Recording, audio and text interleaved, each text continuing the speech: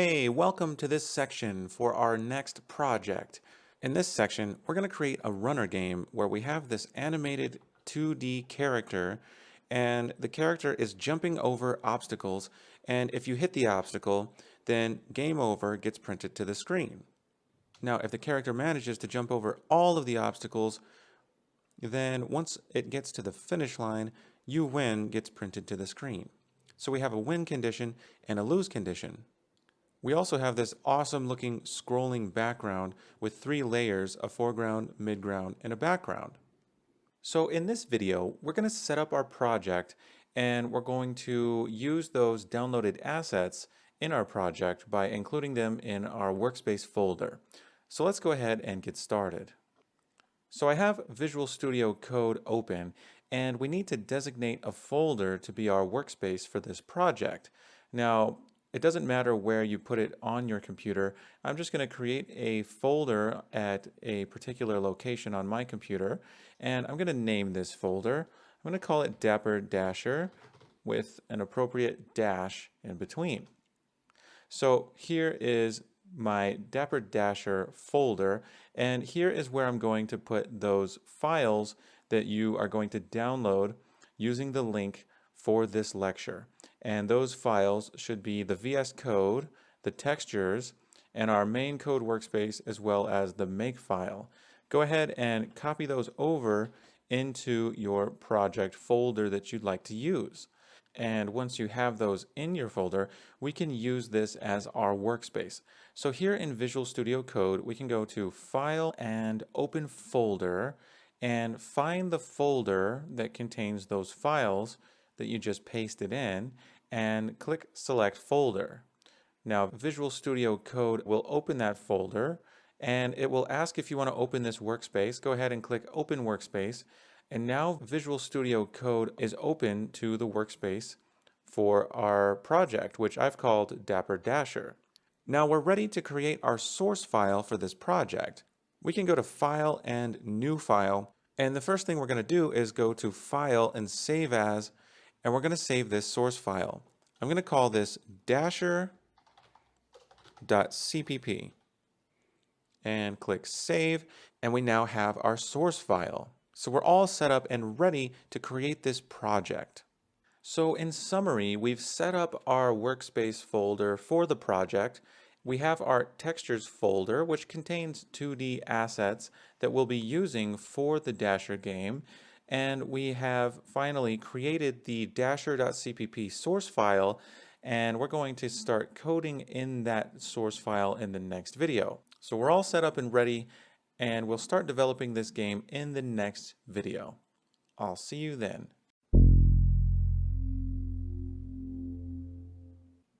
Okay, welcome back. Now we're ready to create dasher.cpp, which is going to require a bit of setup code to create our window and our while loop and all of that good stuff. And since this is stuff that you've done before in our previous sections, I'm going to give this to you as a challenge right off the bat. So your challenge is to create the basic code for dasher.cpp. This means you need to include the raylib header file so we can have access to raylib. You also need a main function.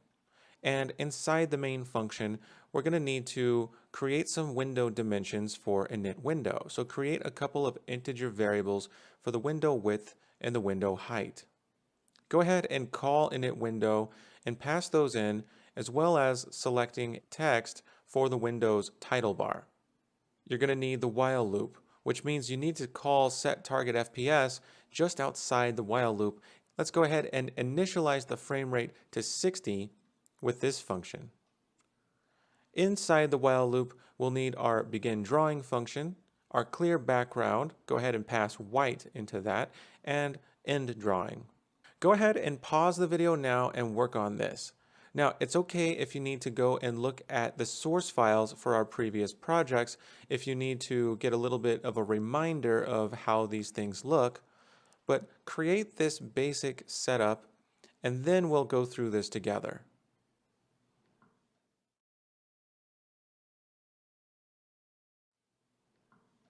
Okay, so we're here in dasher.cpp and we're ready to start coding. So I'm going to first include raylib. So I'm going to use the include directive and include raylib.h.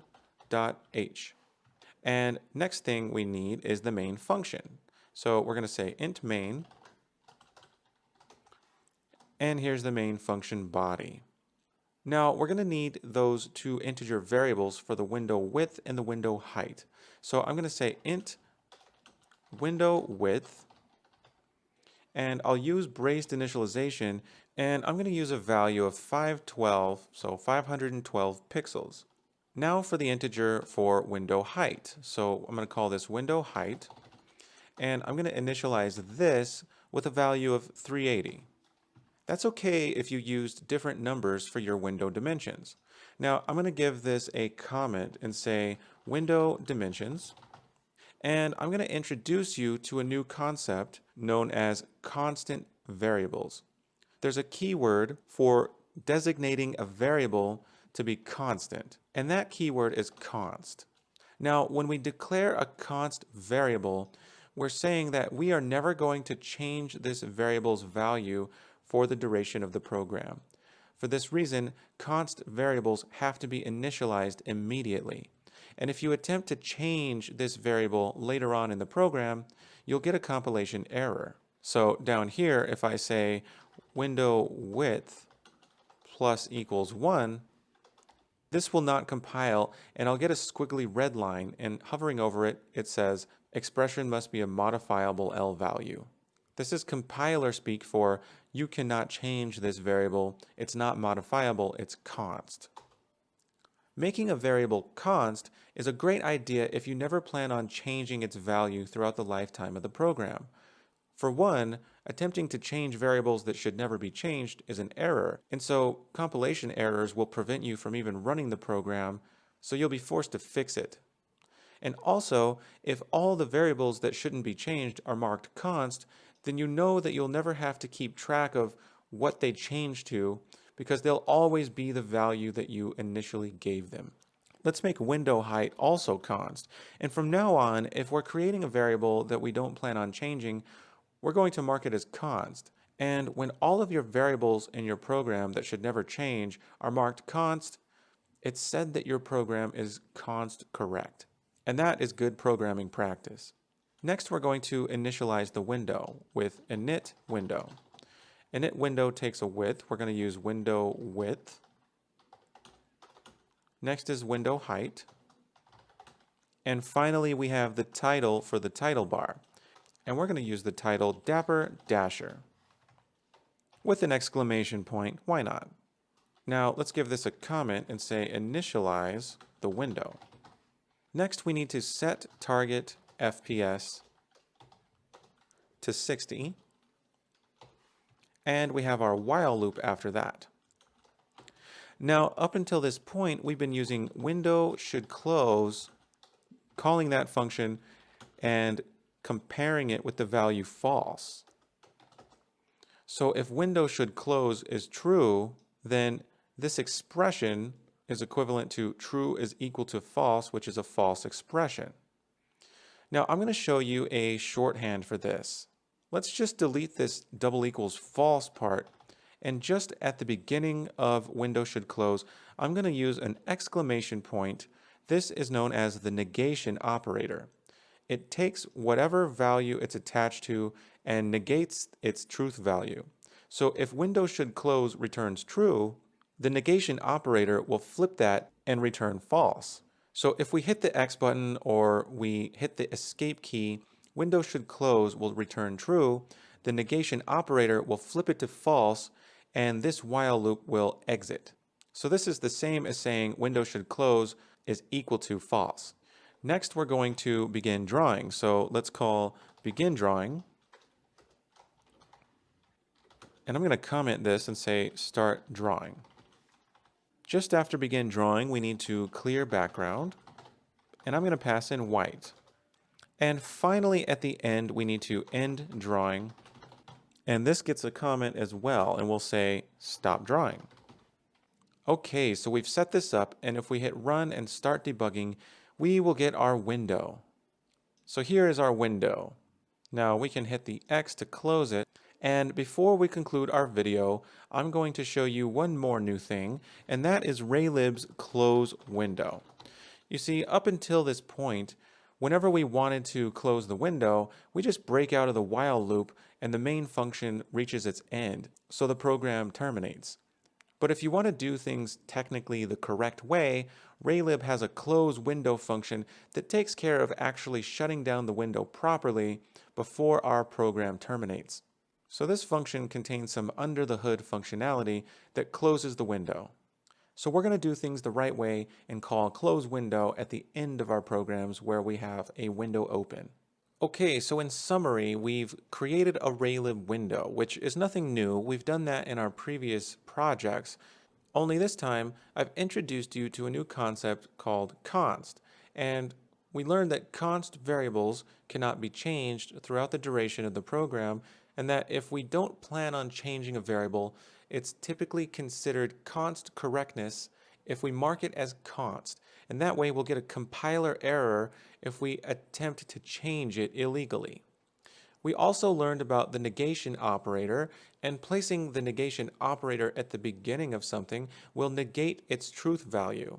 And we use this with window should close. So when window should close returns true, the negation operator will flip that to false and return false instead. Likewise, when window should close returns false, the negation operator will flip it to true and return true instead. So we're using this now instead of using window should close double equals false. The two techniques do the same thing, but now you have an additional operator in your toolbox. So now we have a Raylib window set up and we're ready to continue creating this game. We'll do so in the next video. See you then. Hey, welcome back. So we have a Raylib window and we're now ready to start creating this video game. Now our game involves a character jumping, and when we're jumping, that means we're moving the character. And when we move things in video games, we should be talking about velocity. So we'll discuss velocity in this video and how velocity is a change in position over time. And then I'm going to challenge you to add velocity to an object by making it jump. So let's get started. So what is velocity?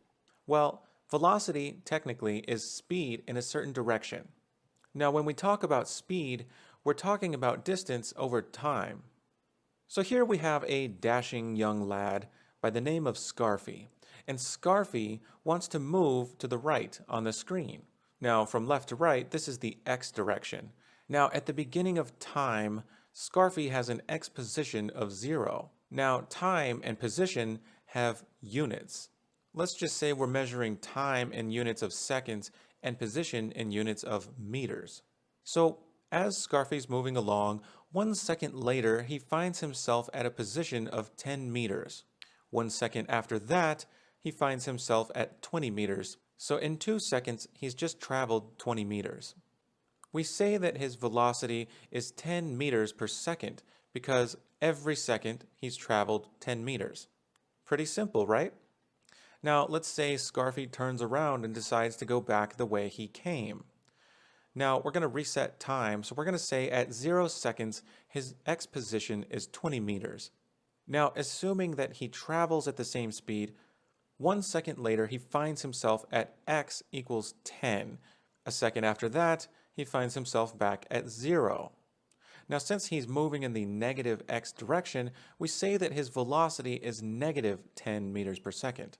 So the sign of the velocity, whether it's positive or negative, can determine which direction Scarfy is moving. Now we're familiar with units of meters and seconds, but when we're talking about our Raylib window, things are a little different.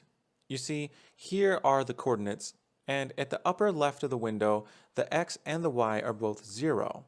Now let's say our window width is 512 and our window height is 380.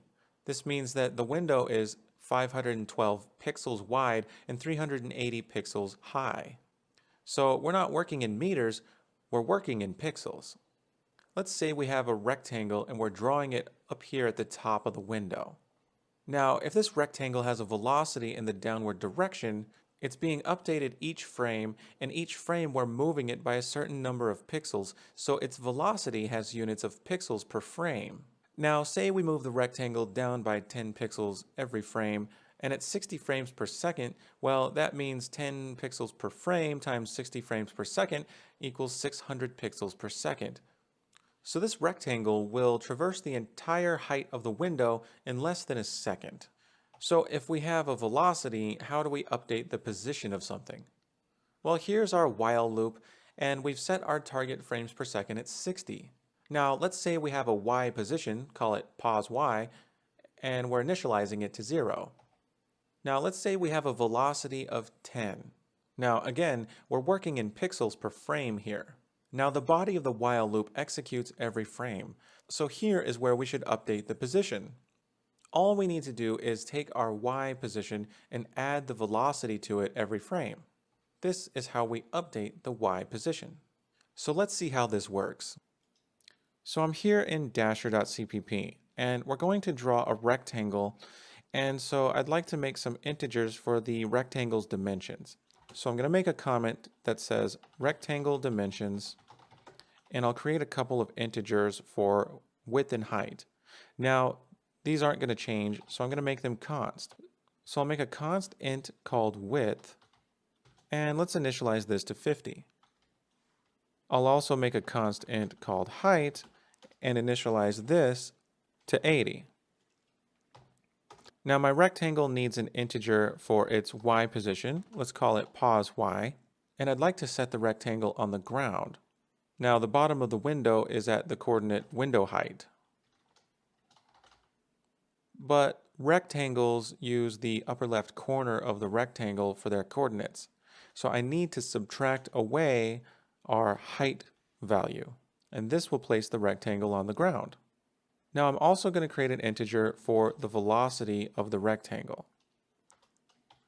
Now I want the rectangle to fly upward, and that is going to be in the negative y direction. So let's give this a value of negative 10. Now down here in the while loop, we can update the y position. This means we simply need to take pos y and add the value of velocity to it every frame. Now all that's left is to draw the rectangle. So let's use Raylib's draw rectangle function. And for the x, I'd like the rectangle roughly in the center, so I'm going to make that window width divided by 2. And for y, I'm going to use pos y. Now we have dimensions for the width and height here called width and height, so I'm going to pass those in. And for the color, I'll use blue. Let's run this by going to Run and start debugging. And there was our rectangle. It started on the ground and it flew upward. So your challenge is to implement jumping. I want you to initialize the velocity to 0, and then when the user hits the space key, I want you to add to the velocity. Remember, we have is key pressed. And to detect a space key press, you have to use key underscore space in all caps. Pass that into is key pressed, and is key pressed will return a Boolean that's true if you've hit the space key or false if you have not. If the user hits the space key, add to the velocity so that the velocity will no longer be 0. Go ahead and pause the video and try this now.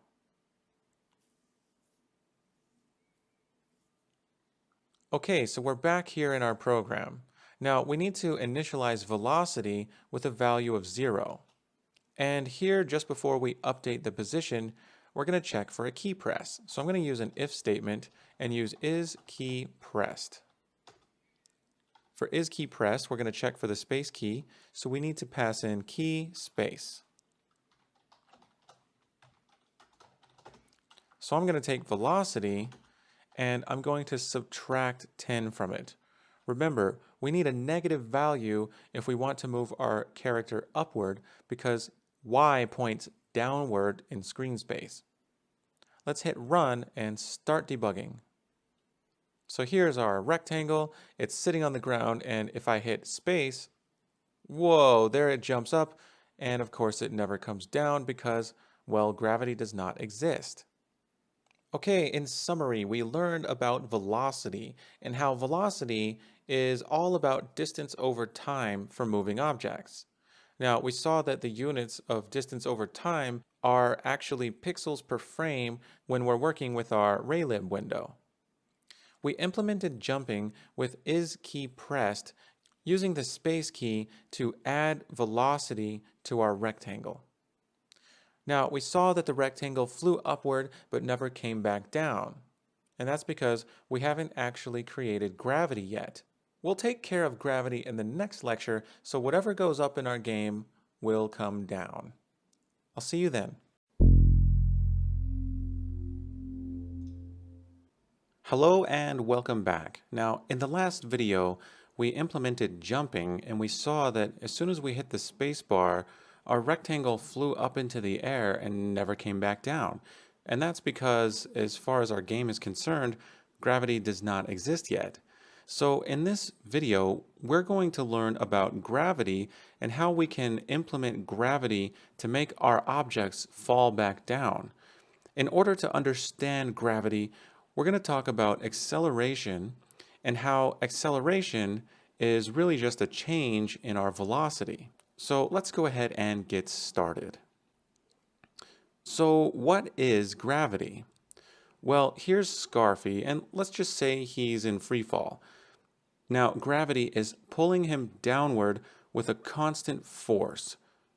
So gravity can be thought of as a downward force, pulling all objects toward the ground. Now, when an object is in free fall, gravity is imparting an acceleration on that object. So in order to understand gravity, we need to understand what acceleration is. Now, you may have heard of Newton's famous second law, which says that force equals mass times acceleration. So we know that this downward force of gravity is related to the object's mass and an acceleration. So let's talk about acceleration. Well, we saw that velocity is a change in position over time. Well, acceleration is just a change in velocity over time. In the real world, all objects accelerate toward the ground at 9.8 meters per second per second. This means that your downward velocity towards the Earth is increasing every second by 9.8 meters per second. So here's Scarfy in free fall again. And let's just say that Scarfy begins at a position of 0 and that downward is the positive y direction. So as Scarfy falls down, his y coordinate is going to increase.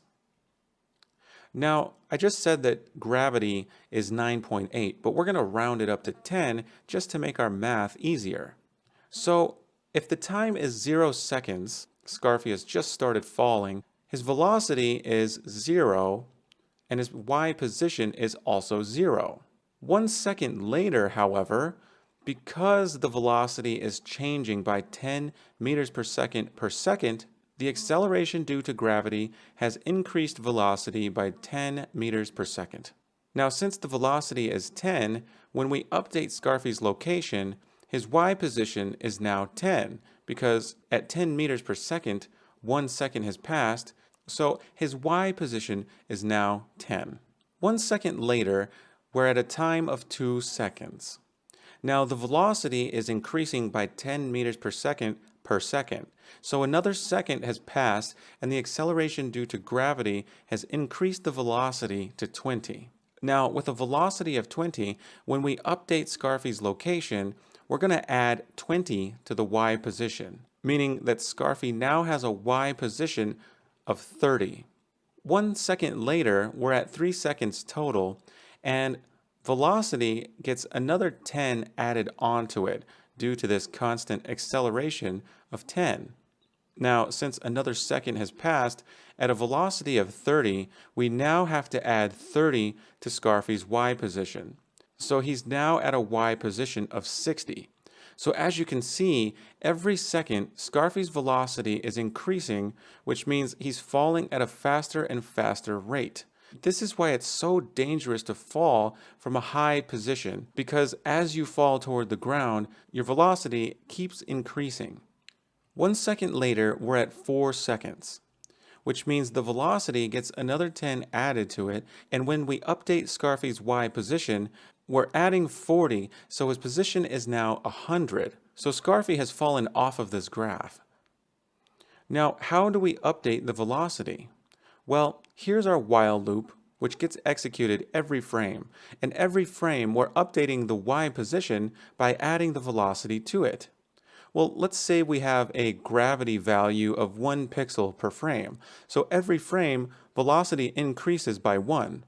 Well, to update the velocity, we simply have to add the acceleration due to gravity to the velocity every frame. So before we update the Y position, we update the velocity by adding the acceleration due to gravity. Then we can update the position by adding the velocity. So let's see how this works in our program. So here is our dasher.cpp, and here we're updating our location. I'm just going to comment this with update position. Now, if we're going to have an acceleration due to gravity, we're going to want a variable for that. So let's go up here, just under init window, and let's create a const int, since we're not going to change this value, and we'll call this gravity. I'm going to initialize this with a value of 1, and I'm going to comment it acceleration due to gravity. And I'm also going to put pixels per frame per frame. So every frame, the velocity is going to change by this many pixels per frame. So before we update the position, I'm going to apply gravity. Now, how are we going to apply gravity? We're going to take the velocity and add the acceleration due to gravity, which we called gravity. So now every single frame, velocity gets 1 added onto it. Now, we may be subtracting 10 from our velocity whenever we press the space key, and that's going to make our object jump. But gravity is constantly pulling velocity downward, so let's go ahead and hit run and start debugging. And there goes our rectangle. We saw that it just started to fall and went straight through the floor. So that's an issue, right? We need to figure out if we're on the ground and somehow stop gravity because the ground is pressing us back up. So let's think about how we can apply gravity only if we're not on the ground. Now, I'm going to create an if check. So right here above apply gravity, let's say if, and in this if check, we can check to see if we're on the ground. Now, we need to take our Y position, pause Y, and see if that is greater than or equal to a certain amount. Now, if our rectangle is on the ground, and the rectangle's Y position is the Y coordinate of its upper left corner, then what exactly does pause Y need to be equal to or greater than for us to consider the rectangle to be on the ground? And you probably guessed it, it's going to be the location of the bottom of the window, which would be window height, minus the height of the actual rectangle, which we called height. So we have an if check here, and I'm going to give this a comment and say ground check. And if pause Y is greater than or equal to window height minus our rectangle's height, then we know our rectangle is on the ground.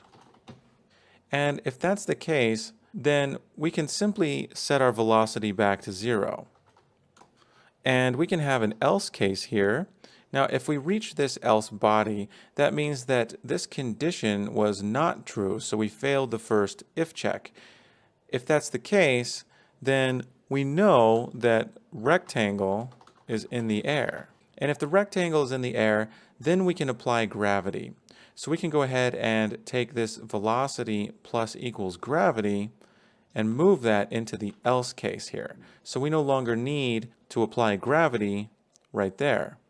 Now, when we press the space key, we want velocity to have 10 subtracted from it.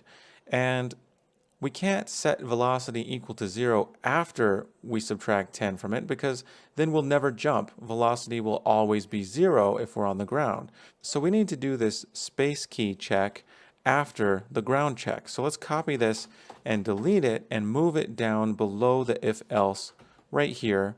And just so we understand what it is we're doing here, we're going to say check for jumping.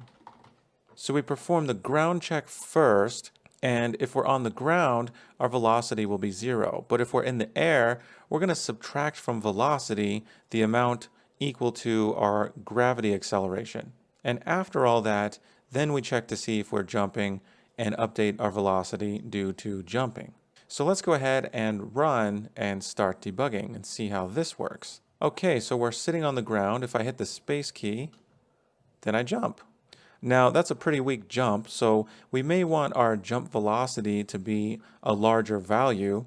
And I can go ahead and instead of hard coding 10, we can make a const int here called jump vel for jump velocity. And why don't we initialize this to something like -22? I'd like to use a negative value here since the upward direction is the negative direction.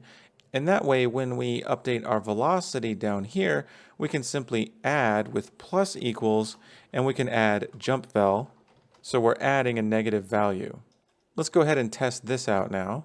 And now we're jumping a little bit higher. So we can tweak that jump velocity if we want to jump higher or lower. Now, there's something I want you to notice. If we jump while we're in the air, we get this sort of double jump. And that's because we have no check to see if we're in the air before we apply that jump velocity. So here's your challenge. I want you to prevent air jumping. Create a Boolean called isInAir. And you're going to want to set this value in our ground check. So if the rectangle is in the air, set this Boolean to true, and if the rectangle is on the ground, set this Boolean to false. Next, you're going to only jump if isInAir is false. So if isInAir is true, then pressing the space key should do nothing. Go ahead and pause the video now and try to implement this.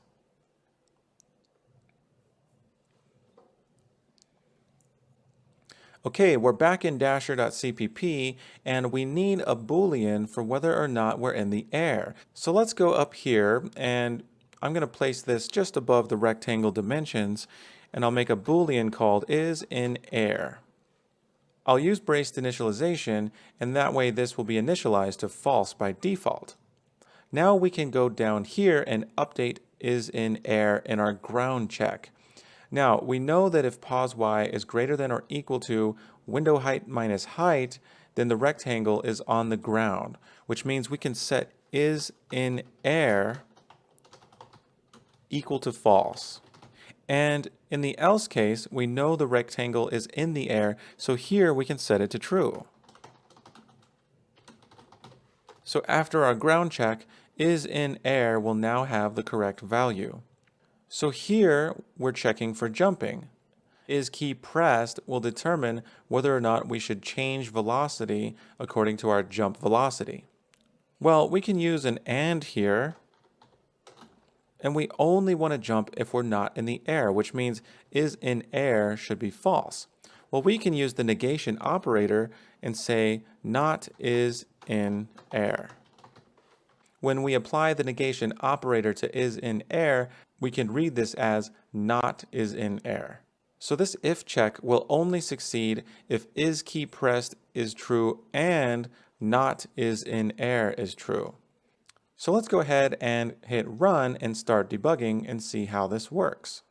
So I'm jumping and pressing the space key while I'm in the air and nothing happens. So I'm only able to jump once I've hit the ground, no more air jumping. Okay, so in summary, we've learned about gravity, and we've learned that gravity applies an acceleration on all objects that are falling towards the ground. We learned that acceleration is a change in velocity, and we learned how to apply gravity to our velocity each frame. We also implemented a ground check so that we can only update the velocity if we haven't yet hit the ground. We also added a Boolean called isInAir that's true when the rectangle is in the air and false when it's on the ground. We then use this Boolean as part of the condition for jumping so that we can only jump when we're not in the air. So now we have jumping and gravity implemented for our game. In the next video, we're going to work on actually drawing a two-dimensional character so that we don't have to look at rectangles anymore. We can actually look at something that looks a little bit more visually pleasing. Okay, I'll see you in the next video.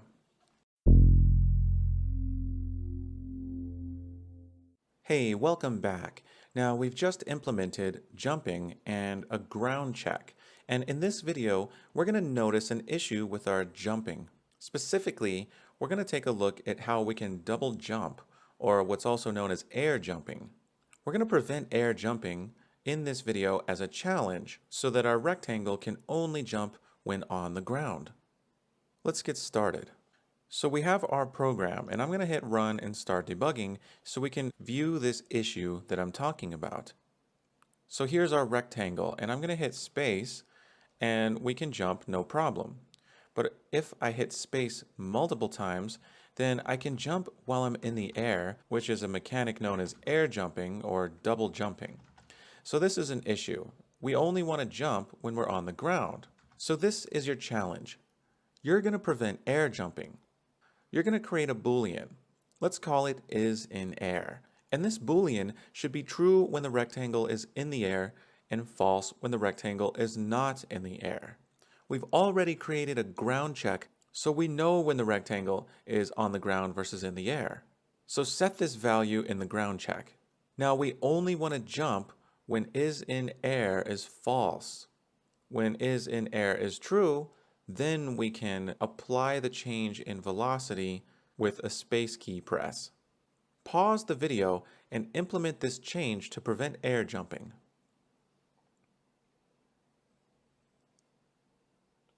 So here we are in our program. Now I'm going to scroll up to the top just under rectangle dimensions, and I'm going to add a Boolean called is in air. So bool is in air. And I'm going to use braced initialization so that it starts off with a default value of false. Let's give this a comment saying is the rectangle in the air. Now we have our ground check down here. And we know that the rectangle is on the ground in the if body, so we can set this Boolean is in air equal to false. And in the else, the rectangle is in the air, so we can set is in air to true. Now, when we're changing the velocity with a key press, we have an if check, which will fail when the key has not been pressed, but it can also fail based on our Boolean. We can use an and here. And since we only want to jump when is in air is false, we can do this one of two ways. We can do it by comparing is in air to false, like this, or we can use the negation operator, which is a bit more clean and concise. When we use the negation operator on a variable like this, it's read as not is in air. So this if check will succeed if is key pressed returns true and not is in air is true. In other words, is in air is false. Let's go ahead and run this. So run and start debugging. And I'm spamming the space key, and I'm only getting a jump once the rectangle hits the ground. Now this is a pretty weak jump. So before we wrap this up, I'm going to go ahead and give ourselves a bit more jump velocity. So let's close this out. And instead of hard coding a value of 10, I think I'd rather create a variable for the jump velocity. So I'm going to go all the way up, and just under is in air, I'm going to add another variable. So the comment will say jump velocity, and this will be a const int because we don't plan on changing the jump velocity throughout the life of the program. I'm going to call this jump vel, and I'm going to initialize it to -22. I'd like it to be a negative value since the negative y direction is upward. And now when we update the velocity with our key press, we can use plus equals to add our variable jump vel. So we're adding a negative value, which is the same as subtraction. Now, just so it's clear what we're doing here, I'm going to add a comment that says jump check. Now, if we hit run and start debugging, we can jump, and our jump is a little bit more powerful. Now, you can tweak the value of jump vel if you want to jump higher or lower, but I think this looks pretty good. Okay, so in summary, in this video, we created a variable jump vel for the jump velocity. We made this negative so that we could add jump vel whenever we want to jump. We created a boolean called is in air, and this boolean is true when the rectangle is in the air and false when it's not. And we prevented jumping while in the air using this new boolean value. We used the negation operator, although you could have used the comparison operator and compared is in air to false. Either solution would work. Great job! We now have a solid jumping mechanic for our game. Next, we'll get into drawing a character rather than a plain old rectangle and talk about how we can start animating that character. I'll see you in the next video.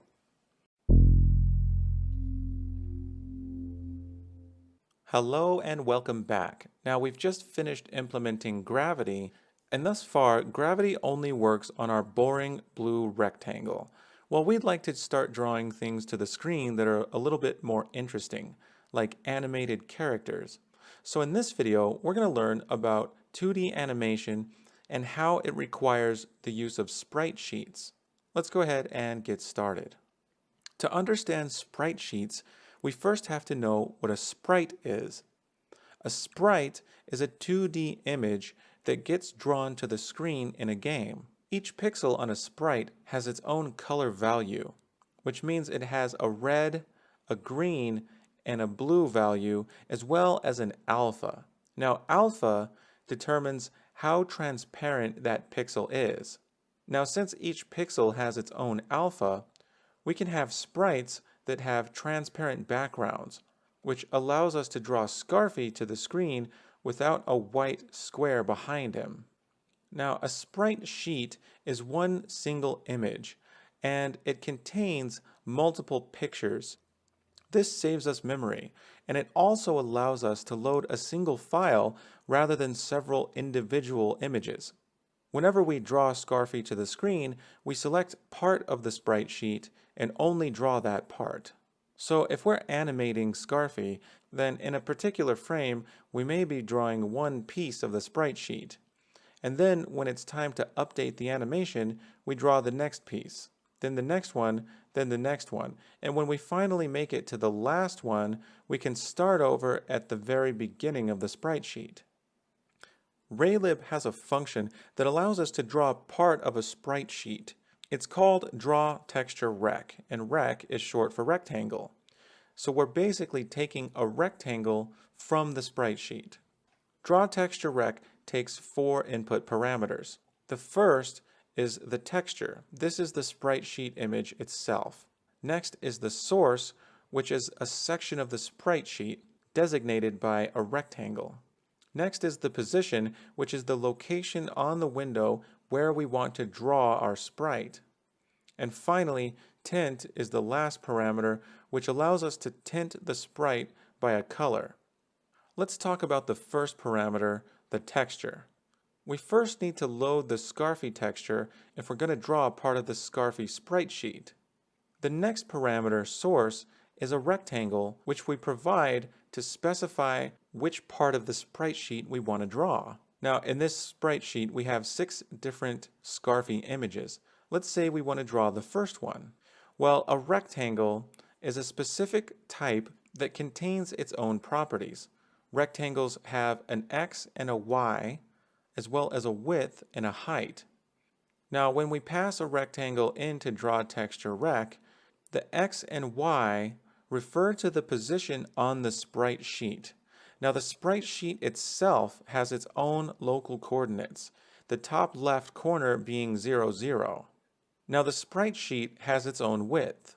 We'll call that W. So if we want the width of a rectangle that only contains the first image of Scarfy, that's going to be W divided by 6 because we have 6 images of Scarfy on the sprite sheet. Now the sprite sheet has its own height. We'll call that H. So if we want a rectangle that gives us a cutout for the first Scarfy image, that rectangle will have an X and Y of 0 and a width of W divided by 6 and a height of H. Now, let's say the time comes to update Scarfy's animation, and we want the next Scarfy image in the sprite sheet. This means that the X of our rectangle needs to be updated. Well, if we're moving over to the next Scarfy image, then we're moving over by a length of W divided by 6. So the rectangle describing which piece of the sprite sheet to draw is going to be the same, except X will now be W divided by 6. Now, when we're ready to draw the next image of Scarfy, we're going to move the rectangle over again by W divided by 6, which means that X is now 2 times W divided by 6. Then, when we're ready to draw the next image, we move over by W divided by 6 again, and now X is 3 times W divided by 6. We're going to continue this pattern as we're drawing different sections from the sprite sheet. Now let's talk about the next parameter in Draw Texture Rec, which is the position. This is the location in the window where we want to draw our sprite. This position will be the upper left corner of the sprite, so here will be its position in the X and Y coordinates. The next parameter, the tint, allows us to tint the sprite by a certain color, and if we don't want to tint the sprite, then we can just use white. So let's go ahead and set up our parameters that we're going to need to pass in to Draw Texture Rec. So we're back here in Dasher.cpp, and we need to create some variables that we're going to pass in to our Draw Texture Rec function. Let's go all the way back up, and here just under gravity, I'm going to create a new variable, and this is going to be a texture 2D, and I'm going to call it Scarfy. Now, we're familiar with basic variable types such as int, float, boolean, and so on, but there are more complicated variable types, such as texture 2D. Texture 2D is a special type defined in the raylib library. Texture 2D is what's known as a compound data type, which has its own variables. We can access variables of a compound data type using the dot operator. We do it like this. We take the variable name, in our case Scarfy, and we hit the dot or the period, and this provides us with a pop-up showing us the variables that belong to the texture 2D type. So as soon as we declare a new variable of type texture 2D, we've created this compound type which has its own variables, such as height, width, and these other variables here. So how do we give a texture 2D an initial value?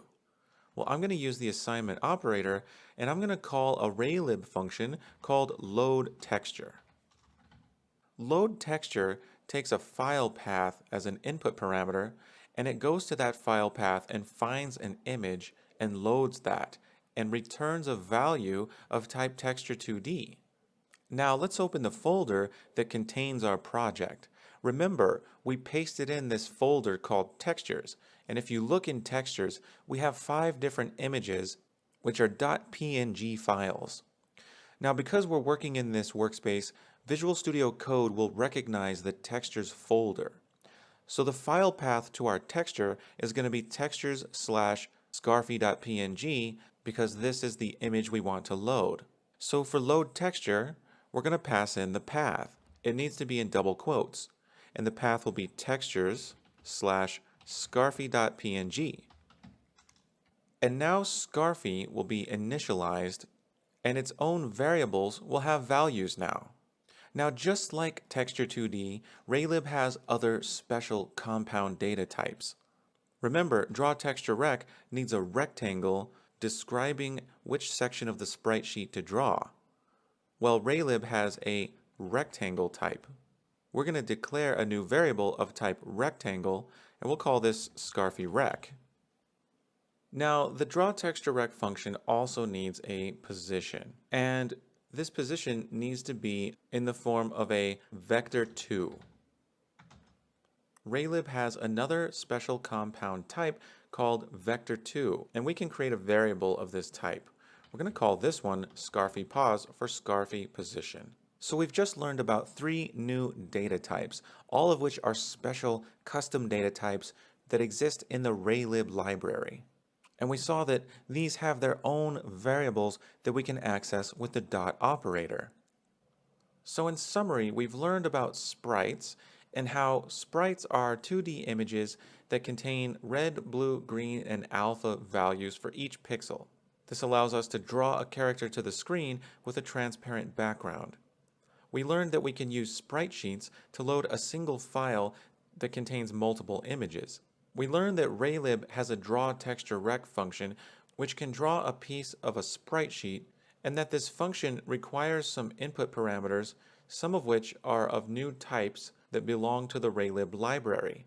We learned that the texture 2D, the rectangle, and the vector 2 are compound data types which contain their own variables. And we initialized a texture 2D using the loadTexture function, which took a file path to an image in our textures folder. In the next video, we're going to work on calling the drawTextureRect function and passing in some of these new variables that we've created. I'll see you in the next video. Welcome back. In this video, we're going to actually call drawTextureRect to draw a section of our sprite sheet to the screen. We're going to initialize the variables in scarfyRect and scarfyPos. And we're going to update Scarfy's position using the Y component of the scarfyPos vector2.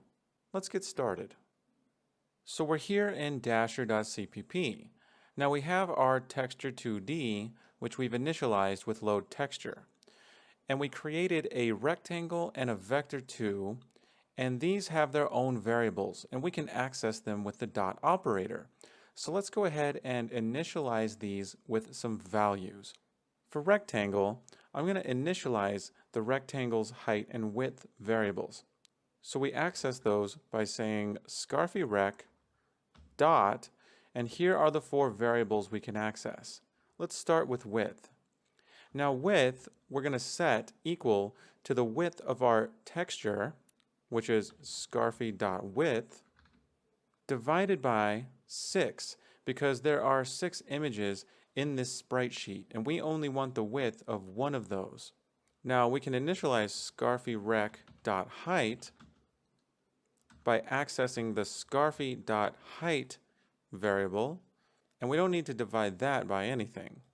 Now the rectangle also has an x and y, and that's going to be the x and y position that this rectangle's upper left corner starts at on the sprite sheet. And we can give those values zeros. So we'll say scarfyRect.x equals 0, and scarfyRect.y equals 0. And now the x and y components of the rectangle are both 0. Now for the scarfyPos vector2 variable. scarfyPos has an x and a y. Now we can set x, and I'd like Scarfy to be drawn at the center of the screen. Now we can use window width divided by 2, and this will give us the x coordinate of the center of the screen. But if I set Scarfy's x coordinate to this, then I'm essentially aligning the left edge of the Scarfy sprite to the center of the screen. But if I want Scarfy exactly centered, what do I need to subtract away from this? If you guessed scarfyRect.width divided by 2, you'd be right. If we subtract away half of Scarfy's width, then Scarfy will be exactly aligned in the center of the window. Now let's initialize scarfyPos.y. If we're going to be using scarfyPos for Scarfy's position, then what does the y need to be for Scarfy to be placed on the ground? Well, we're going to use window height, and we're going to subtract something. Can you think of what it is? You probably guessed scarfyRect.height. If you did, you're correct, because Scarfy's position is the upper left corner of the sprite, so we need to subtract the height if we want to put Scarfy on the ground. Now we no longer need the rectangle dimensions. We're now going to use the scarfyrec.width and height. So let's go ahead and remove those from our code. We also no longer need pos y because we're going to use scarfypos for the x and y.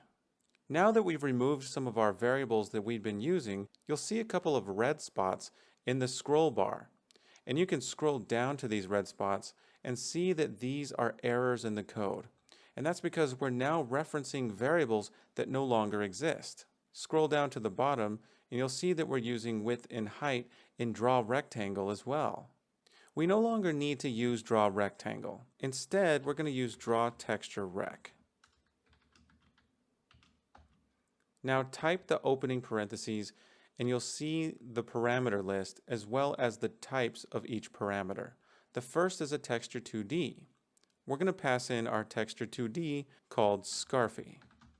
Next is a rectangle designating which slice of the sprite sheet we'd like to draw. Remember, we called our rectangle Scarfy Rec. Let's pass that in.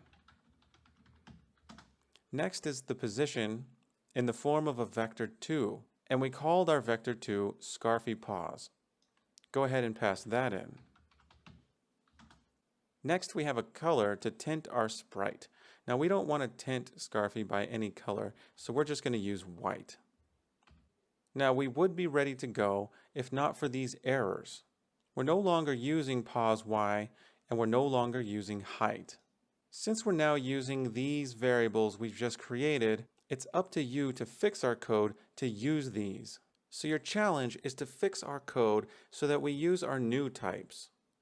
Replace pos y and height as we no longer have those variables. Instead, we're going to be using scarfypos.y for our y position and scarfyrec.width for the width of Scarfy's sprite. We also need to set the scarfypos.y variable every frame as we update the location using the velocity. Pause the video and fix our code now.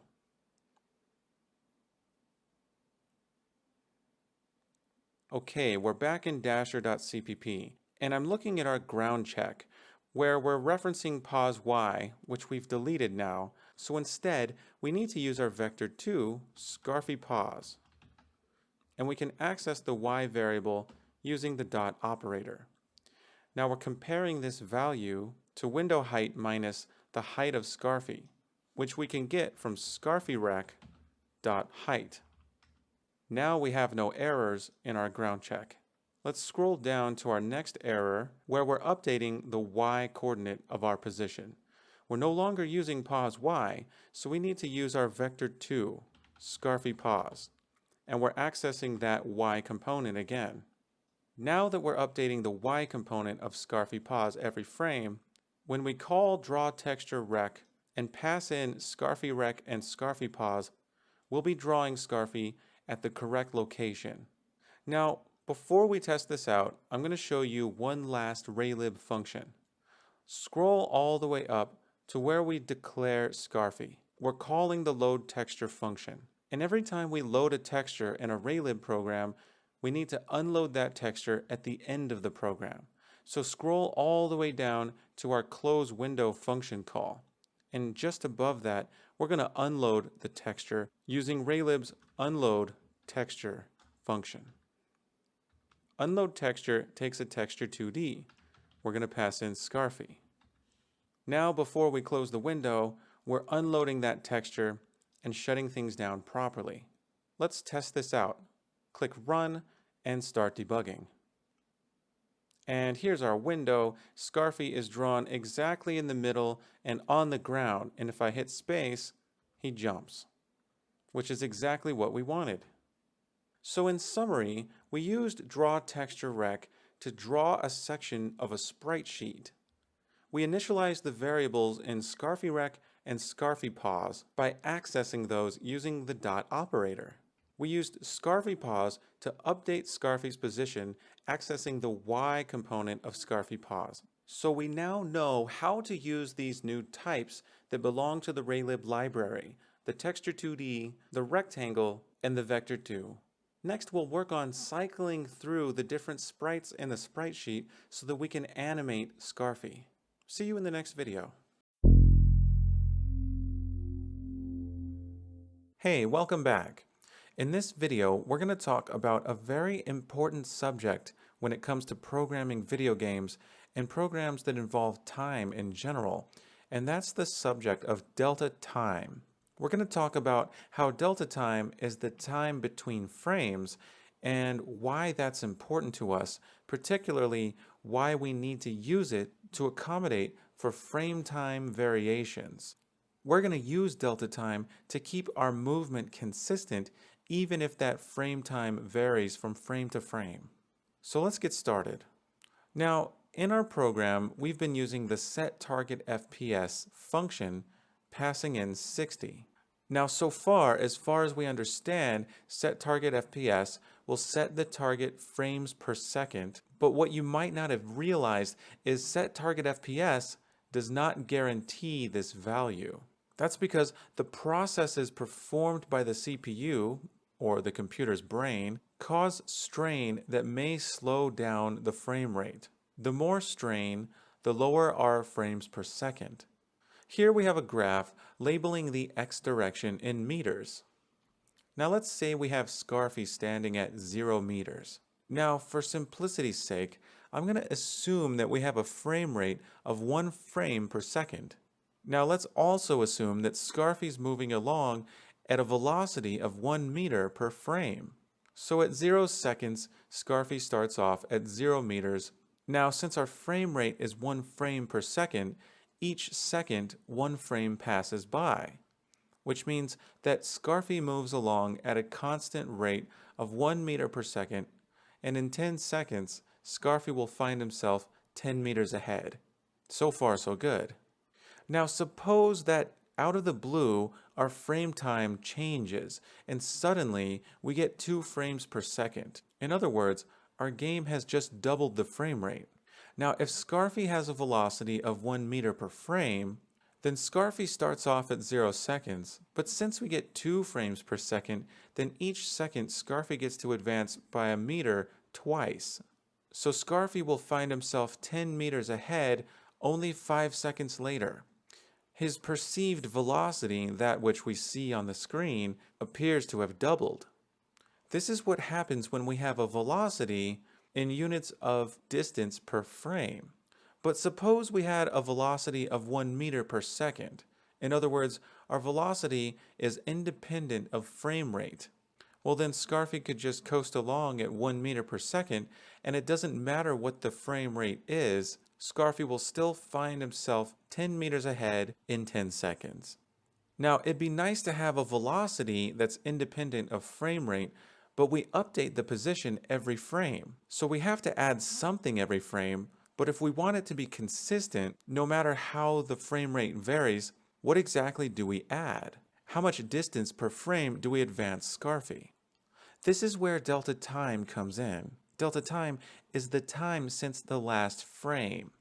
As our frames per second increase, delta time goes down. There's less time between frames as there are more frames in a given second. But as the frames per second go down, delta time increases. There are less frames in a given second, so the time between them is longer. So if we multiply velocity by delta time, then our velocity is scaled by the amount of time between frames. Now, Raylib has a function called getFrameTime. This is the delta time between frames. Here's how we would use it. Say we have a velocity of 1, and that's in pixels per frame. Now we use the velocity to move the position by 1 pixel each frame.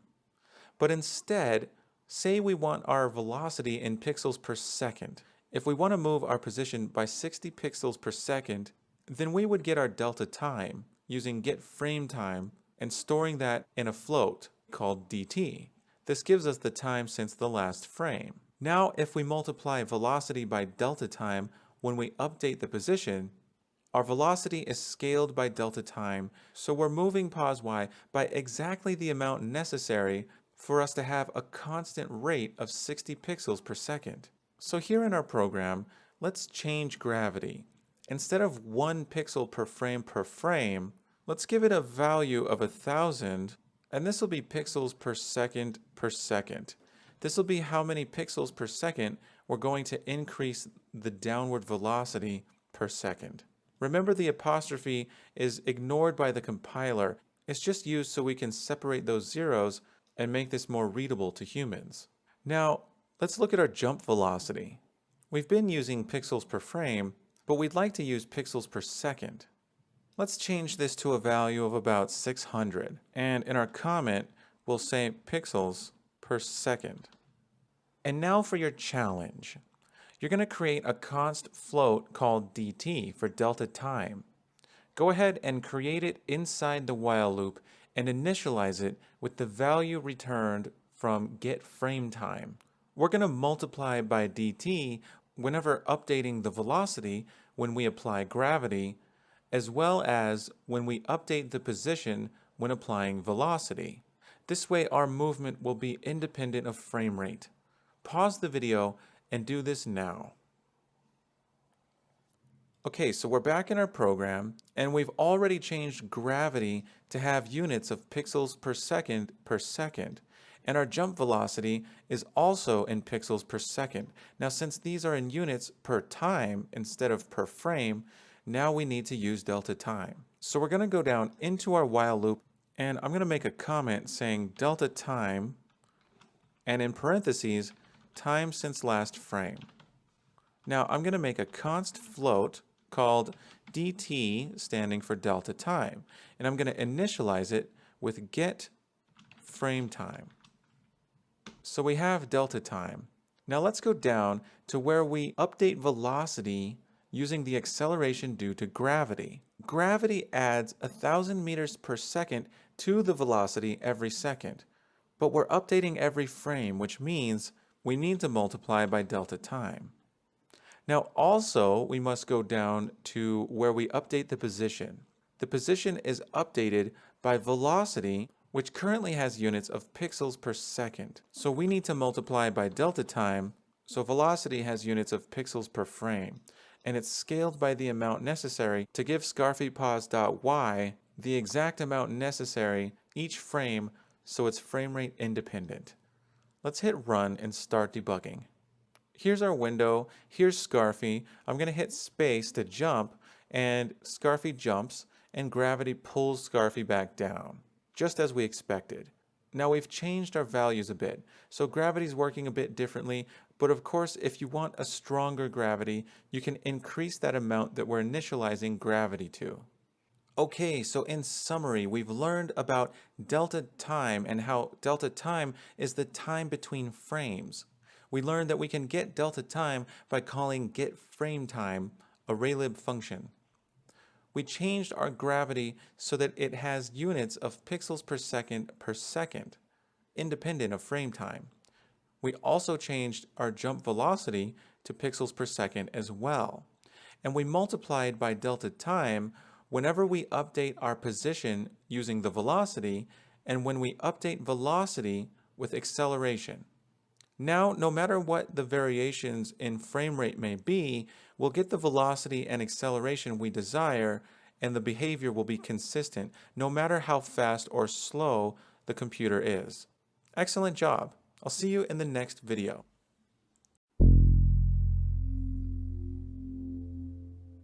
Hello and welcome back. In this video, we're interested in animating Scarfy, which means we're going to cycle through the sprite sheet and select different sprites for the animation as we update it from frame to frame. We're going to see how we can use delta time so that animating Scarfy can be frame rate independent, so Scarfy's animations won't speed up or slow down when the frame rate speeds up or slows down. This allows us to control the animation speed so that we can set a desired animation rate to animate Scarfy. Let's go ahead and get started.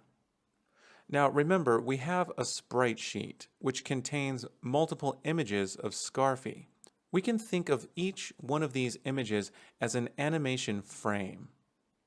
And we cycle through these frames every time we update the image.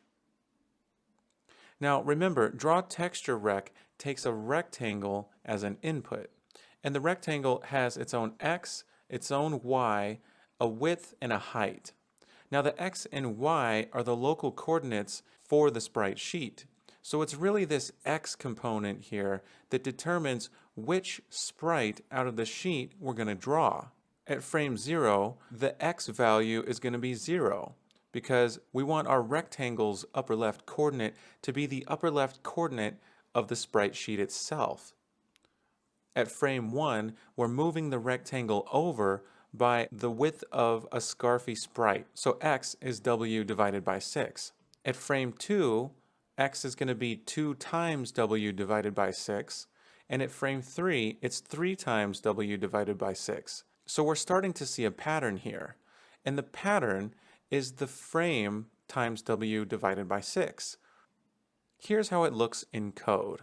We can keep an integer to keep track of which animation frame we're on. Let's call this frame and initialize it to 0. Now each frame of the while loop, we're going to update that rectangle. Remember, we called this rectangle ScarfyRec, and ScarfyRec has its own x variable. Now remember the pattern. X should be equal to the current frame times w divided by 6, or that width of Scarfy. Now we're keeping this width value in ScarfyRec as ScarfyRec.width, so we can use this in our calculation. Now the first iteration of the while loop frame will be 0, so ScarfyRec.x will be 0. Now once we've given ScarfyRec.x its value, we can increment the frame integer by 1. This means next time frame will be 1, so ScarfyRec.x will be ScarfyRec.width. Now as is, frame is just going to be increasing by 1 each iteration of the while loop. So we're going to need to reset frame as soon as it gets larger than 5, since we only have frames 0 through 5 on the sprite sheet. So we can place an if check to see if frame is larger than 5, and if so, we'll simply set it back to 0. Let's see how this works in our code. So we're back in dasher.cpp, and we're going to add an integer to keep track of our animation frames. So let's add a comment first that says animation frame, and we'll call this integer frame and use braced initialization so that it starts off with a value of 0. Now let's go down into the while loop. Now just before we draw the texture, I'm going to add a comment saying update animation frame. And here is where we're going to set the ScarfyRec.x variable. So first we're going to access ScarfyRec.x. Now what is it that we need to set ScarfyRec.x equal to? That's right, we're going to use frame and multiply frame by Scarfy's width, which is ScarfyRec.width. Now after we update the animation frame, we need to add 1 to frame. So we're going to say frame plus plus. And finally, if frame is larger than 5, we need to reset it back to 0. So we're going to say if frame is greater than 5, frame equals 0. Okay, let's hit run and start debugging and see how this works. Okay, here's our window, and here's Scarfy cycling through the animation frames. Now notice that Scarfy is running so fast we could barely see what he's doing. This is because we're updating the animation frame every single frame. And remember, we called setTargetFPS with 60, which means we're updating the animation frame 60 times per second. Now that's a bit too fast, so we need to control this. So this will be your challenge for this lesson. You're going to make our animation frame rate independent and control how often we update the animation. Create a const float called update time. This is going to be the amount of time that should pass in between each animation frame. Create this outside the while loop, and we're going to initialize it to a value of 1.0 divided by 12.0, or 1/12. We would like to update Scarfy's animation 12 times per second, so 1/12 of a second should pass in between each animation frame update. Create a float called running time. This one won't be const because we're going to update it each frame by adding delta time to it. This will effectively keep a running time so that we know how much time has passed since the last time we updated the animation frame. Each frame, we're going to check to see if running time is greater than or equal to update time. This means it's time to update the animation frame. Now, inside this if check, we're going to reset running time to 0. And then we'll update the animation frame. So take all the code we just did under the comment update animation frame and stick it in this new if check. That way we'll only update the animation frame if running time is greater than or equal to update time. This is a bit more complicated than the challenges you've faced thus far, so don't get discouraged if you can't figure this out. Pause the video and give it a try, and then we'll do this together. Okay, so we're back in our program. Let's go all the way up to where we created our frame variable, and let's create a couple more variables. Let's make a const float called update time. And we're going to initialize it to 1.0 divided by 12.0, or 1/12 of a second. Now let's give this a comment. We'll say amount of time before we update the animation frame. Now let's make a float called running time. And we'll initialize this to 0 using braced initialization. Now let's go down into our while loop. Now here we're updating the animation frame. But before we do that, let's first update running time. So we're going to say running time plus equals dt. So each frame, we're adding delta time to running time. So let's comment this and say update running time. Now we just need to check to see if running time has surpassed update time. So let's say if running time is greater than or equal to update time. If that's the case, we need to reset running time. So let's say running time equals 0. And then we simply need to update the animation frame. So let's take our code for updating the animation frame and moving it into this if check. I'll go ahead and highlight these parts and hit tab so they're indented properly. So just to recap, we're updating our running time each frame by adding delta time to it. Then we're checking to see if running time has reached 1/12 of a second or greater. If so, it's time to update our animation frame, but we need to set running time back to 0, so our timer restarts. Then we set Scarfy X equal to frame times Scarfy width, and we update frame. And if frame has surpassed 5, we reset frame. Let's see how this works. Let's hit run and start debugging. And here's Scarfy, and it looks like his animation is updating 12 times per second, so this looks great. Excellent job. I'll see you in the next video. Hey, welcome back. In this video, we're going to discuss the setup for a nebula hazard. We're going to create a nebula that flies across the screen, providing a hazard for Scarfy to need to jump over. We're going to discuss the variables that we'll need for this nebula, and we're going to use load texture to get a nebula texture in our textures folder.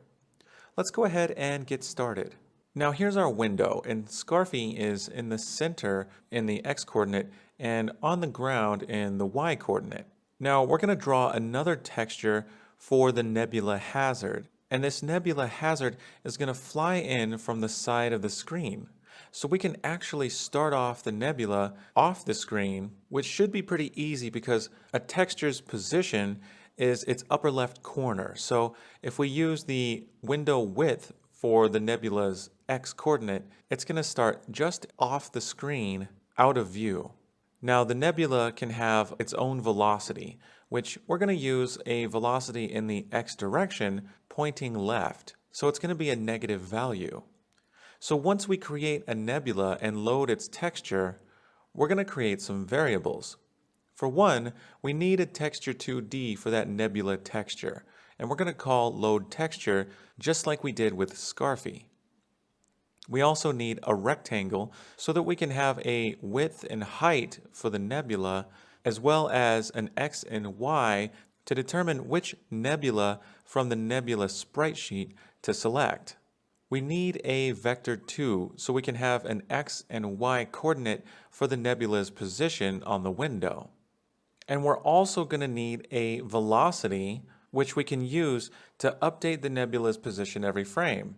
So with a negative value for the velocity in the x direction, we can update the nebula so it flies across the screen, providing Scarfy with a hazard to avoid. So let's jump into our project and start to create our nebula. Now here we are in our project, and I'm going to scroll up to where we're creating the Scarfy texture. We can take a look at what we've done here for Scarfy and do the same thing for the nebula. Let's put our nebula variables just above Scarfy, and we'll give these Scarfy variables a comment, Scarfy variables. Now just above, we'll create a comment for the nebula, and we'll say nebula variables. Now just like with Scarfy, we need to load a texture for the nebula, so this will be a texture 2D. We can call this nebula. Now we need to know which file to load from our textures folder. Here's our project folder and here's the textures folder. We're going to be using this nebula sprite sheet. Now if we open this sprite sheet in any image software, we'll see that there are quite a bit more sprites in this sprite sheet than in the Scarfy sprite sheet. This is an 8x8 sprite sheet. Now we're not going to use all of these sprites. We're just going to stick to the top row, but we need to realize that the size of a single sprite is the entire sprite sheet divided by 8, both in the X and the Y. So this is the sprite sheet that we want to load, and this is the name that it has in the textures folder. We can simply copy this name, including the .png extension. So here in our program, we're going to initialize our nebula texture 2D using the load texture function. And load texture is going to take the path to that sprite sheet, which is going to be textures / the name we copied. So I'm going to Control V to paste this in and get the name of that nebula sprite sheet, including that .png extension. So now we're loading in this texture and we're initializing our texture 2D called nebula. Now just like we did with Scarfy, we need to unload this texture at the very end of our program. So before we forget, let's scroll all the way down, and here we see we're unloading our texture Scarfy. We can also unload the texture nebula. So let's do that. Unload texture, and we're passing in nebula. So now we know we'll unload this properly. Okay, so in summary, we have discussed how to get a texture from a nebula sprite sheet with an 8x8 size.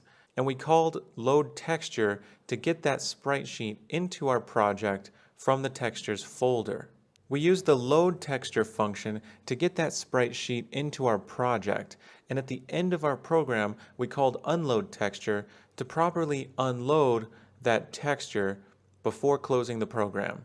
In the next video, we're going to work on setting up more variables for the nebula and moving it across the screen. I'll see you then. Hey, welcome back. In the last video, we loaded the texture for the nebula sprite sheet. Now in this video, we're going to create the nebula variables we need in order to draw the sprite to the screen as well as move it across the screen. This means we're going to have to create a rectangle to specify which section of the sprite sheet we want to draw at any given point in time, and we also need a vector 2 for the position that we'll use to draw the nebula sprite on the screen. We're going to also create a velocity for the nebula so we know how fast to move the nebula on the screen. You're then going to be challenged with freezing Scarfy's animation while Scarfy is in the air so that the running animation is only played while Scarfy's on the ground. Let's go ahead and get started. So we have our texture 2D nebula. It's now time to create the rectangle and the vector 2 just like we did with Scarfy. So let's create the rectangle. We can call this rectangle nebrec, short for nebula rectangle. Now when it comes to these special types that have their own variables, we can initialize them on the same line just like we do using braced initialization with other variables. We do so using the braces, and inside the braces we put a comma separated list of values to initialize those variables contained within the rectangle type. Now the order matters, so we need to pass in the values in the correct order. If you right-click on the rectangle type and select Peak and Peak Definition, we get a pop-up window inside the Raylib library showing us the definition of this rectangle type. Now you don't need to worry about all the syntax that you see here, but you can see the different variables declared inside the rectangle type and the order that they're in. You'll see that these are all floats, and they're x, y, width, and height in that order. So we can initialize these in this order. Let's go ahead and close out of that pop-up window. Now let's initialize nebrec with some values. Remember, it's x, y, width, and height. For x and y, I'm going to initialize this with values of 0.0 for each one. Now for width, we need to get the width from the nebula texture 2D. Now take a look at how we got the width from the Scarfy texture 2D when we initialized scarfyrec.width. We divided by 6 because Scarfy's sprite sheet has 6 images across, but remember, the nebula sprite sheet is an 8x8 sprite sheet. So what are we going to initialize the width of our rectangle to?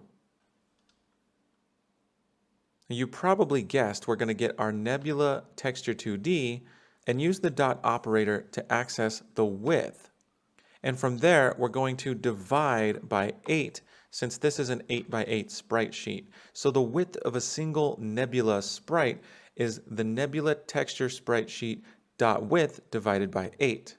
Now, how are we going to initialize the height? You got it. We're going to take the nebula dot height and divide that by 8. So now we've created a rectangle called nebrec, and we've used braced initialization to initialize it on the same line that we declared it. So not only does this save us room, since we didn't have to take 5 lines of code to initialize this nebula rectangle, but the nebula rectangle is never uninitialized. We initialize it with valid values from the start. Next, we need a position, and this is going to be a vector 2. We're going to call this nebpos for nebula position. We can go ahead and initialize this on the same line as well.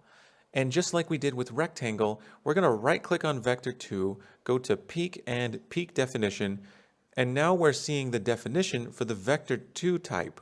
The vector 2 is even more simple than the rectangle. It has 2 variables, both of float type, called x and y in that order.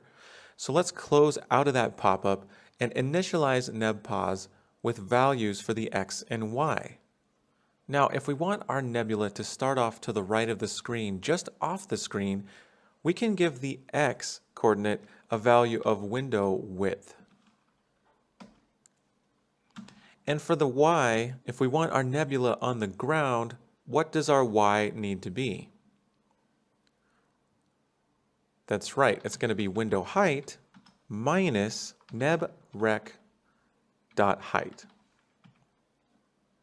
Now we want our nebula to be floating across the screen from right to left, which means it'll be moving in the negative x direction, so we need a velocity.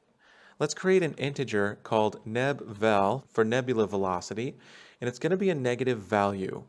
Now let's give this a value in pixels per second rather than pixels per frame, so we can use delta time to make this movement frame rate independent.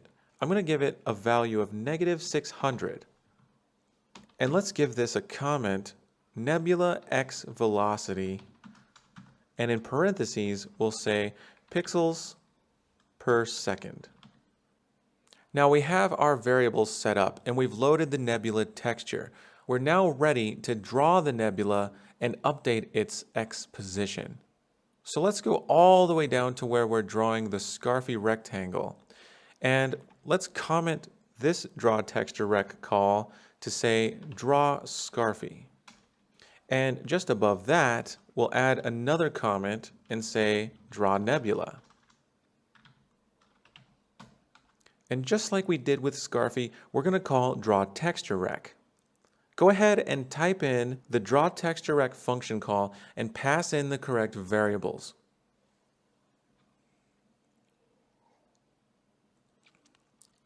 Excellent job. So we're going to do draw texture rec, and the first argument is a texture 2D. We're going to pass in nebula. Next, we need that rectangle. We're going to pass in nebrec. Next is the position, that's a vector 2. We're going to pass in nebpos. And for the color, we're going to use white since we don't want to tint this with any color. Now the nebula starts off just out of view to the right of the window, so we need to update the nebula's x position. Let's scroll up to where we're updating the scarfy position, and we can update the nebula position just above that. Now I'll change the comment for updating scarfy's position to update scarfy position, and we'll create a new comment above it that says update nebula position. Now here we can update the nebula position. So we need to get that nebula vector 2 variable nebpos, and we're going to access the x from nebpos in order to move the nebula across the screen in the x direction. Now we can add to nebpos.x with the plus equals operator and use the nebula's velocity. That's going to be nebvel. Now we need to multiply by dt, which is delta time, to make this movement frame rate independent. All right, let's go ahead and see how this works by hitting run and start debugging. And there it goes. It flew by pretty quickly. Now these are hazards, so Scarfy is going to want to jump in order to get out of the way of each nebula. Now notice when Scarfy jumps, his running animation is still playing. So that's something that we want to fix. So here's your challenge. You're going to freeze Scarfy's animations, and you're going to use the isInAir variable to know when Scarfy's running animation should freeze. We know that isInAir is true when Scarfy is in the air and false when Scarfy's on the ground. So if isInAir is false, go ahead and update the animation frame using the code we already have in place. Otherwise, don't update the animation frame at all. Go ahead and pause the video and do this now.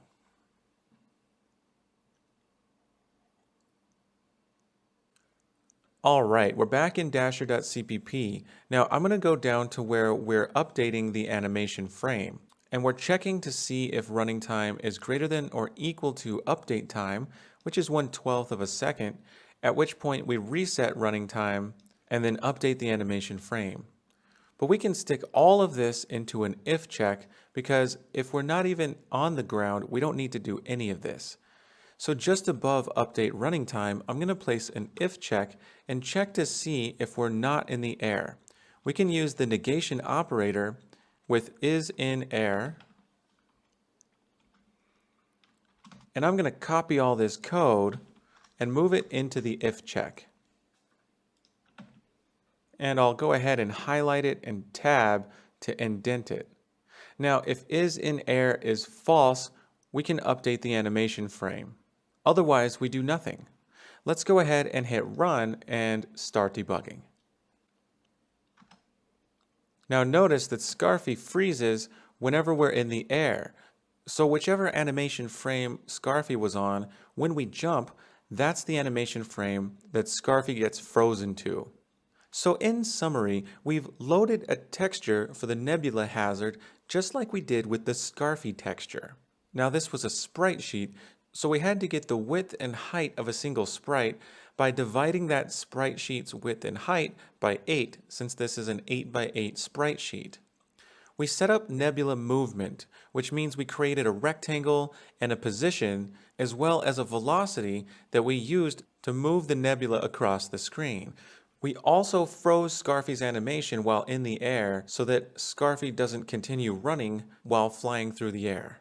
Great job! In the next video, we're going to work on animating the nebula hazard. I'll see you then. Hey, welcome back. In this video, we're going to work on animating our nebula hazard, which means we're going to have to create some animation variables for the nebula, just like we did with Scarfy. Now, we're also going to need to update the animation frame so that we're selecting different sprites from that sprite sheet that contains our nebula sprites. All right, let's get started. Now, we've already created our texture 2D, our rectangle, and our vector 2 for the nebula, as well as a velocity. And all of this allows us to draw a nebula to the screen, but we're only drawing a single sprite from the sprite sheet. So we need to be able to cycle through sprites in the sprite sheet, and that's going to require a few more variables. We're going to need to know which animation frame we're using. This determines which sprite from the sprite sheet we're going to select. We're also going to need an update time. This will be how much time should pass between animation frames. With Scarfy, we used 1/12 of a second, so Scarfy's animation frames update 12 times per second. The nebula will need its own update time. And we'll also need a float to keep track of how much time has passed since we've updated the animation frame for the nebula. So the nebula will have its own running time variable as well. Now, once we have these variables, we can use them to animate the nebula. So your challenge is going to be to create these animation variables for the nebula. You'll need to create the following: an integer called nebFrame. This will be the current animation frame that we're using for the nebula. We'll need a const float called nebUpdateTime. Go ahead and initialize this with 1/12, just like we did with Scarfy. Create a float called nebRunningTime, and this will be used to keep track of how much time has passed since the last animation frame update. Now, once you've created these variables, go ahead and update the nebula's animation frame. Take a look at the way we update Scarfy's animation frame and use that as a guide. Now, there is no is-in-air check for the nebula, so we don't need to check that when updating the nebula animation frame. Pause the video and do this now.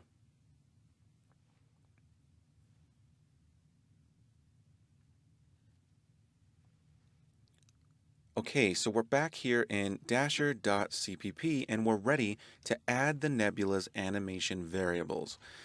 Let's go ahead and add a comment here that says nebula animation variables. Now we need an integer called nebFrame. So I'm going to create an int nebFrame. And we'll need a const float called nebUpdateTime. And we're going to initialize this with 1.0 divided by 12.0. And finally, we need a float for the nebula's running time called nebRunningTime. So we have these nebula animation variables. It's time to put these to use by animating the nebula. So let's go down to where we're updating Scarfy's animation frame. That's going to be here where we check whether or not Scarfy is in the air. Now, remember, we don't need to check if the nebula is in the air, so we're not going to have an is-in-air check. So for the block that we have for Scarfy's animation code, we're going to add a comment and say update Scarfy's animation frame. And below that, we'll add a comment saying update nebula animation frame. So taking a look at Scarfy's update animation frame code, the first thing we need to do is update that nebula running time using delta time. So we're going to do that. We're going to say neb running time plus equals dt. Okay, so we're updating neb running time using delta time, and we need to check to see if it's time to update the nebula's animation frame. So we're going to check to see if neb running time is greater than or equal to a particular value. What is the value we're checking against? That's right, it's neb update time. As soon as neb running time is greater than or equal to neb update time, it's time to update the nebula animation frame. Now, if it's time to update the nebula animation frame, that means we need to set nebula running time back to 0. So neb running time equals 0.0. Now, looking at Scarfy's animation code, we're getting Scarfy's rectangle and accessing the x variable of that rectangle. We're then using the frame integer times the width of a Scarfy sprite, and this will determine which sprite from the sprite sheet we're using. We're going to do the same thing with our nebula. So we're going to take the nebula's rectangle called nebrec, and we're going to assign a value to the x. What exactly are we going to assign nebrec.x? You got it. We're going to get the neb frame, and we're going to multiply by the width of a nebula sprite. And we stored that width in the nebula rectangle. So we're going to get nebrec.width. Okay, so we've now assigned a value to nebrec.x. We need to take the nebula's animation frame variable and update that. So we're going to say neb frame plus plus. And we also need to check to see if neb frame has reached a certain value, just like we did up here in the Scarfy animation code. So we're going to check to see if neb frame is greater than a certain value. What value are we going to use here? Well, if we look at the nebula sprite sheet, we'll see that it's an 8x8 sheet, meaning there are 8 nebulas across and 8 nebulas down. Now we're only using the top row here, and our neb frame integer is 0 when we're using the first nebula sprite, and it's 1 when we're using the second nebula sprite, which means when we're using the 8th and final sprite on the top row, our neb frame variable is 7. Now, as soon as we increase that neb frame variable to 8, it's time to reset it back to 0, which means when neb frame is greater than 7, in other words, it's reached 8, it's time to set it back to 0. So we're going to say if neb frame is greater than 7, then assign a value of 0 to neb frame. All right, we now have the animation code for the nebula. Let's go ahead and hit run and start debugging. And there goes the nebula, and it flew by really quickly, so I think we might want to change the nebula velocity. Let's scroll up to nebvel. So instead of a value of 600, let's use a value of, say, 200. Let's see how this looks. And there it goes. That looks a lot better. And you can see that the nebula has animated. Excellent job. So in summary, we've created the nebula animation variables that we needed in order to update the nebula's animation frame. We animated the nebula hazard using code similar to Scarfy's, although we didn't use an is-in-air check because the nebula doesn't use an is-in-air variable. So now that we have an animated hazard, it's time to start thinking about how we can have multiple nebula hazards in the game. And we'll cover that in the next video. I'll see you then. Hey, welcome back. Now, we've already created a nebula hazard and animated the nebula, but our game would be pretty boring if we only had a single hazard to avoid. So we want to think about multiple nebula hazards. In this video, we're going to create the variables we need to get a second hazard. This means we need a rectangle and a vector 2, as well as the animation frame integer, a running time float, and that update time variable that tells us how long to wait until we update our animation frame. Now, this is going to involve writing some repetitive code. In other words, we're copying what we did for the first nebula. And in programming, this is typically considered inefficient. So while we're doing it this way, we're going to be thinking about the possibility of a better solution to copying all this code. Let's dive right in. So here we are in Dasher.cpp, and here are the nebula variables. Now we've already loaded a nebula texture, but since we want to draw this texture multiple times, we're going to need different rectangles and vector 2s for each nebula. So just below our nebrec and nebpos variables, let's create a couple more variables. Let's create a new rectangle for the second nebula. I'm going to call this neb2rec. Now we're going to initialize neb2rec. Now this can start off with the same values that nebrec starts off with, so let's go ahead and copy the values we initialized nebrec with and paste those in to initialize neb2rec. Now we also need a vector 2, and we can call this neb2pos. Now for this, we need to choose where we want the second nebula to start off. Now for the x, we started the first nebula off just past the right edge of the screen. Now we don't want the second nebula in the same location. We can start off the second nebula a little farther to the right. So let's use window width plus, say, 300. Now for the height, we can use the same value. So we're going to copy the second value, window height minus nebrec.height, and we're going to paste that in for the neb2pos y component. Now just below this, we have the nebula animation variables, which it looks like I misspelled nebula here. We can go ahead and fix that. Now we need the neb frame, the neb update time, and the neb running time for the second nebula. So let's create those. I'm going to say int neb2frame. So we have the second nebula's animation frame variable. And we can create a const float neb2 update time. And if we want the second nebula to have a different update time, say 1.0 divided by 16.0, then the second nebula will cycle through the animations a bit faster. And of course, we need a float for the second nebula's running time, which we'll call neb2 running time. Now, we don't want nebulas to pass each other, so we're going to use the same velocity for all the nebulas. So I'm not going to create a velocity for the second nebula. So now that we have variables for the second nebula, we need to draw that rectangle. So let's scroll down to where we're calling draw texture rec and draw the second nebula. We'll add a comment here and say draw the second nebula. And we're going to use draw texture rec. And we'll use the same texture, nebula, but for the rectangle, we're going to use neb2rec.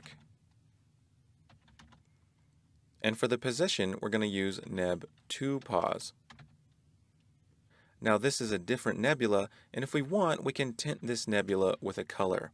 I'm going to use red to see what it looks like when we tint a texture with red. Now we're drawing the texture, but we also need to update the animation frame for the second nebula. So let's scroll up slightly, and here we have the code for updating the nebula animation frame. We need to do all of this again for the second nebula. So I'm going to copy this code and paste it just underneath. Now instead of neb running time, we're going to use neb2 running time, and in our if statement conditional, we're going to check neb2 running time and see if it's greater than neb2 update time. If so, we need to set neb2 running time back to 0, and then we need to assign a value to neb2rec.x. And for this, instead of nebframe, we have to use neb2frame. And instead of nebrec.width, we have to use neb2rec.width. And then we have to update neb2frame and check if neb2frame is greater than 7. And if so, set neb2frame back to 0. So we're updating the animation frame, but we also need to move the second nebula using the velocity. Let's scroll up to where we're updating the nebula position, and let's update the second nebula's position. We'll add a comment that says, update the second nebula's position, and we're going to take that neb2pos.x and add nebval. And just like with our first nebula, we have to multiply by delta time, so we have frame rate independent movement. Okay, let's go to run and start debugging. So there's our first nebula, and there's our second one, which is tinted red. Beautiful. Okay, so in summary, we created a second nebula, which means we created all of those variables that we needed to draw the nebula to the screen and update its animation frame. This means we copied lots of code, an action that is typically very error-prone and not recommended. And I told you to keep in mind that there must be a better solution to copying and pasting all these lines of code. In the next video, we're going to talk about how we can create our own custom data types, like those special types, the rectangle and the vector 2. And we're going to use our own custom data type to avoid copying and pasting so much code. I'll see you in the next video. Hey, welcome back. In this video, we're going to talk about custom data types and how we can create a custom data type to hold our animation data for our runner Scarfy and for our hazards, the nebulas. We're going to use this custom data type so we can reuse code and eliminate copied code, thus making our code less error-prone and more efficient. Let's get started. Now, one of the ways to create a custom data type is by making use of something called a struct. Now, this custom data type can contain its own variables, and we declare a struct using the struct keyword. It looks like this.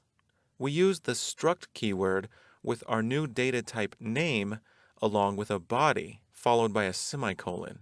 Now, any variables that we want our custom data type to have will go inside the body, and we declare them just like we declare regular variables with a type, a name, and a semicolon.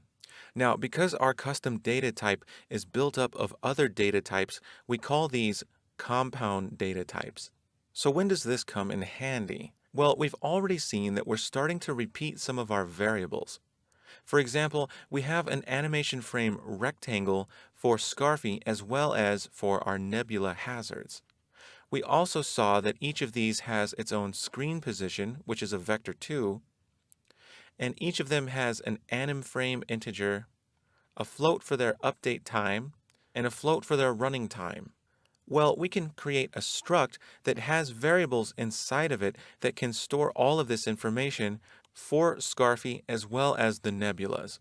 This struct can hold variables inside of it for each of these properties. Whenever we give a struct its own variables, we refer to those variables as members or member variables. So let's jump into our code and create this new custom data type. So we're here in dasher.cpp and we're ready to create our new custom data type. We need to declare the struct, and we do so up here just outside of the main function. So we're going to say struct, and we're going to create our new data type called animData.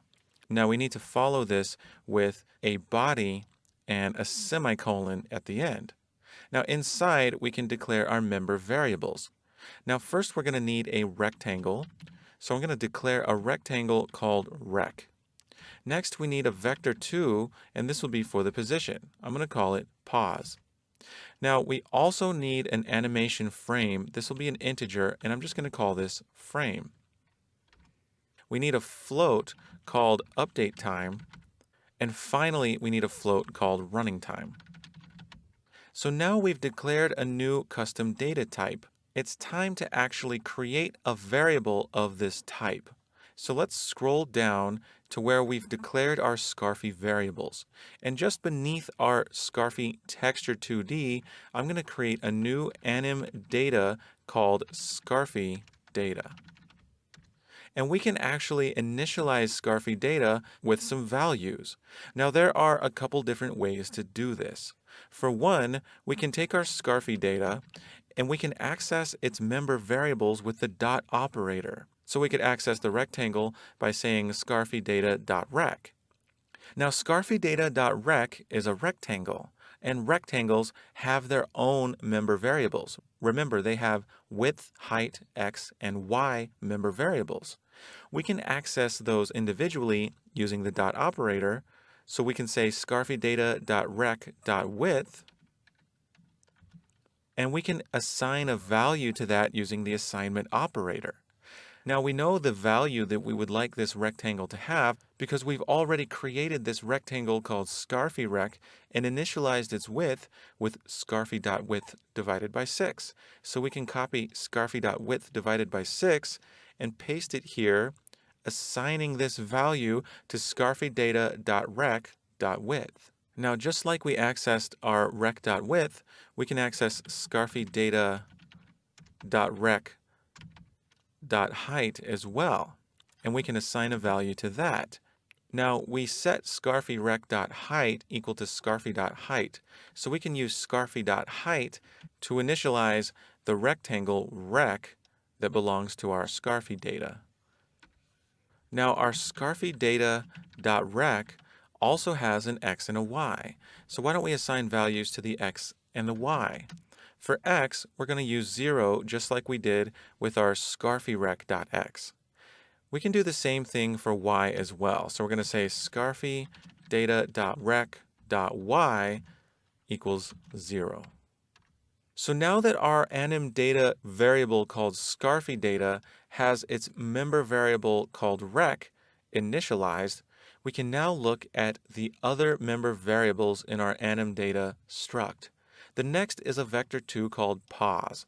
Let's initialize that. So we know our scarfy data has a member called pos. We can access it by saying scarfydata.pos, and we can access the members that belong to this vector2 called pos by using the dot operator. So let's access this pos member variable and initialize its x. Now, what do we want to initialize it to? Well, if we look down here where we created a vector2 for Scarfy's position, we initialized its x with the window width divided by 2 minus scarfyrec.width divided by 2. Well, we're not going to use our scarfy rectangle anymore. We're going to use the rectangle in our anim data variable. So we can initialize scarfydata.pos.x to window width divided by 2 minus scarfydata.rec.width divided by 2. And now we can initialize scarfydata.pos.y. Now, if we look down to our vector2 called scarfypos, we initialized its y with window height minus scarfyrec.height. But again, we're not going to be using scarfyrec anymore. We're going to be using scarfydata.rec. So let's use that here. We're going to initialize scarfydata.pos.y to window height minus scarfydata.rec.height. So now we have an anim data variable called scarfydata, and we've initialized its member variable called rec, and we've initialized its member variable called pos. Those are rectangle and vector2s respectively. Now, Scarfy data has some more variables. It has an integer called frame, a float called update time, and a float called running time. Now, we can initialize these as well. Let's initialize Scarfy data.frame. This is going to be the animation frame, and we'll start this off at 0. We can also initialize Scarfy data.update time, and when we initialized our float called update time, we used a value of 1.0 divided by 12.0. Let's go ahead and use that to initialize Scarfy data.update time. And finally, we can initialize Scarfy data.running time, and we're going to give this a value of 0.0. So now we've initialized all the values of our anim data that we called Scarfy data. So in summary, we've created our own custom data type called animData, and we gave animData its own member variables. We then created a new variable of this animData type called ScarfyData, and we initialized ScarfyData's member variables by accessing them using the dot operator. I'll see you in the next video. Hey, welcome back. In this video, we're going to work more with our custom data type, animData, and we're going to learn different ways to initialize a struct. We're going to create an animData variable for our nebula hazards. Let's get started. So here we have our ScarfyData animData struct variable, and we've initialized all of its members with values. Now, if you'll recall, just above Scarfy variables, we have our nebula variables. We've created a texture 2D called nebula, and then we created a rectangle called nebrec, a vector 2 called nebpos, and also a rectangle in vector 2 for our second nebula, and we called these neb2rec and neb2pos. We then created our variables used for updating the animation frames for both nebulas.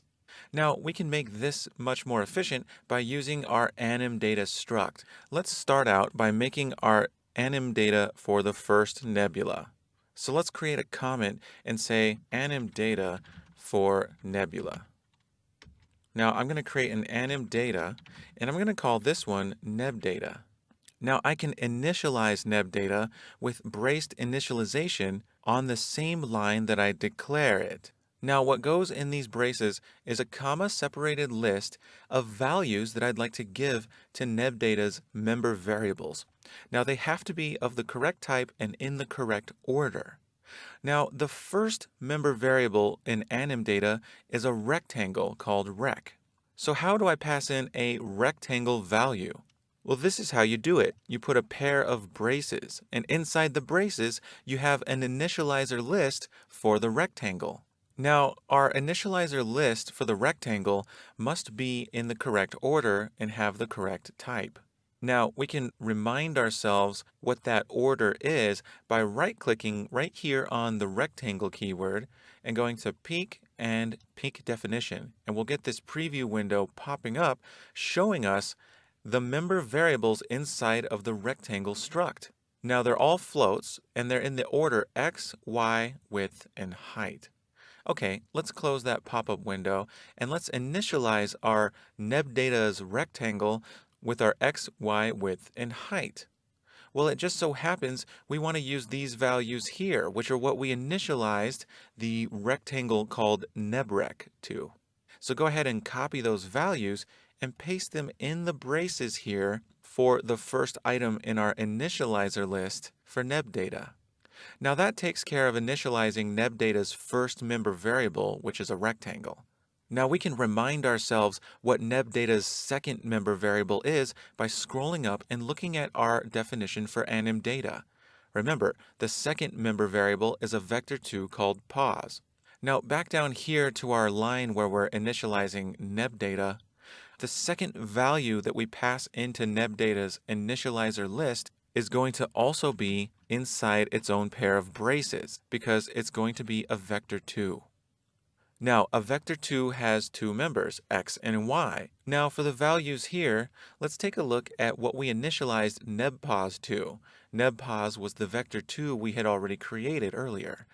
For the x, we used window width, and for the height, we used window height minus nebrec.height. So here in our initializer list for the animData called nebData, we're going to pass in the x and y values for the vector 2 in this pair of braces here. For the x, we're going to use window width. And for the height, we want to use the window height minus the height of a single nebula sprite, but we're not going to be using nebrec anymore. So what are we going to use to initialize the y in our vector 2 for nebData? Now you may have guessed it. If you guessed window height minus nebula.height divided by 8, you were correct. So we're going to use window height minus nebula.height divided by 8. Okay, so our initializer list for neb data now has the rectangle initialized as well as the vector 2. Next, we need to initialize the third member of the anim data called neb data. Let's scroll up to anim data and see what that third member is. It's an integer called frame. Okay, so here in our initializer list for neb data, the third value is going to be that integer called frame. We're going to start off at frame 0, so we're going to pass in 0. Let's scroll up and see the next variable. It's called update time and it's a float.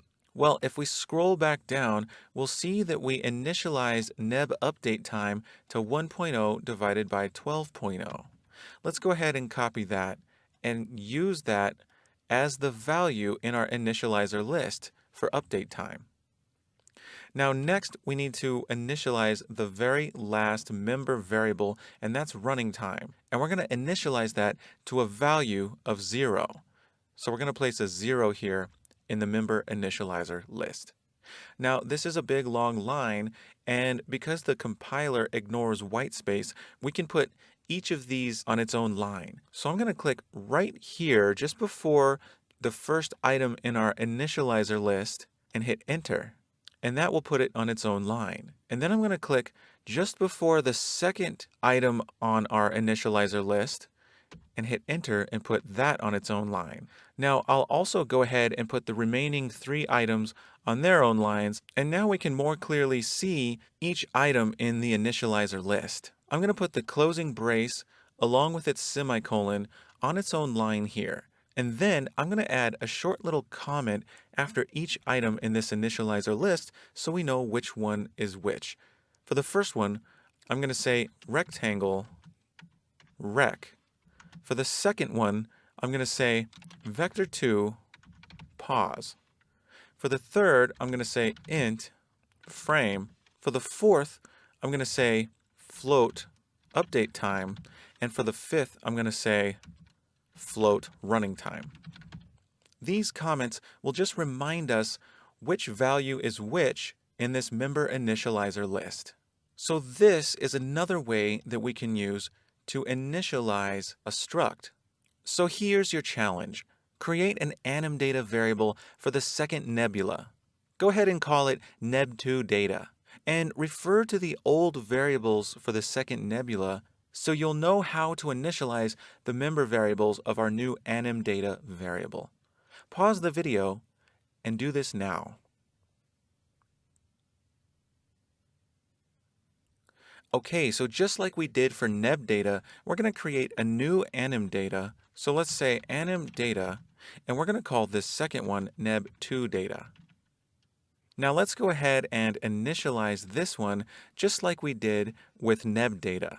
Now we need an initializer list. Now the first item in this list is going to be a rectangle which will require its own pair of braces, and this will have 4 values. Let's take a look at neb2rec, the rectangle we created for the second nebula. For this, we had a value of 0 for the x, 0 for the y, and nebula.width divided by 8 for the width, and nebula.height divided by 8 for the height.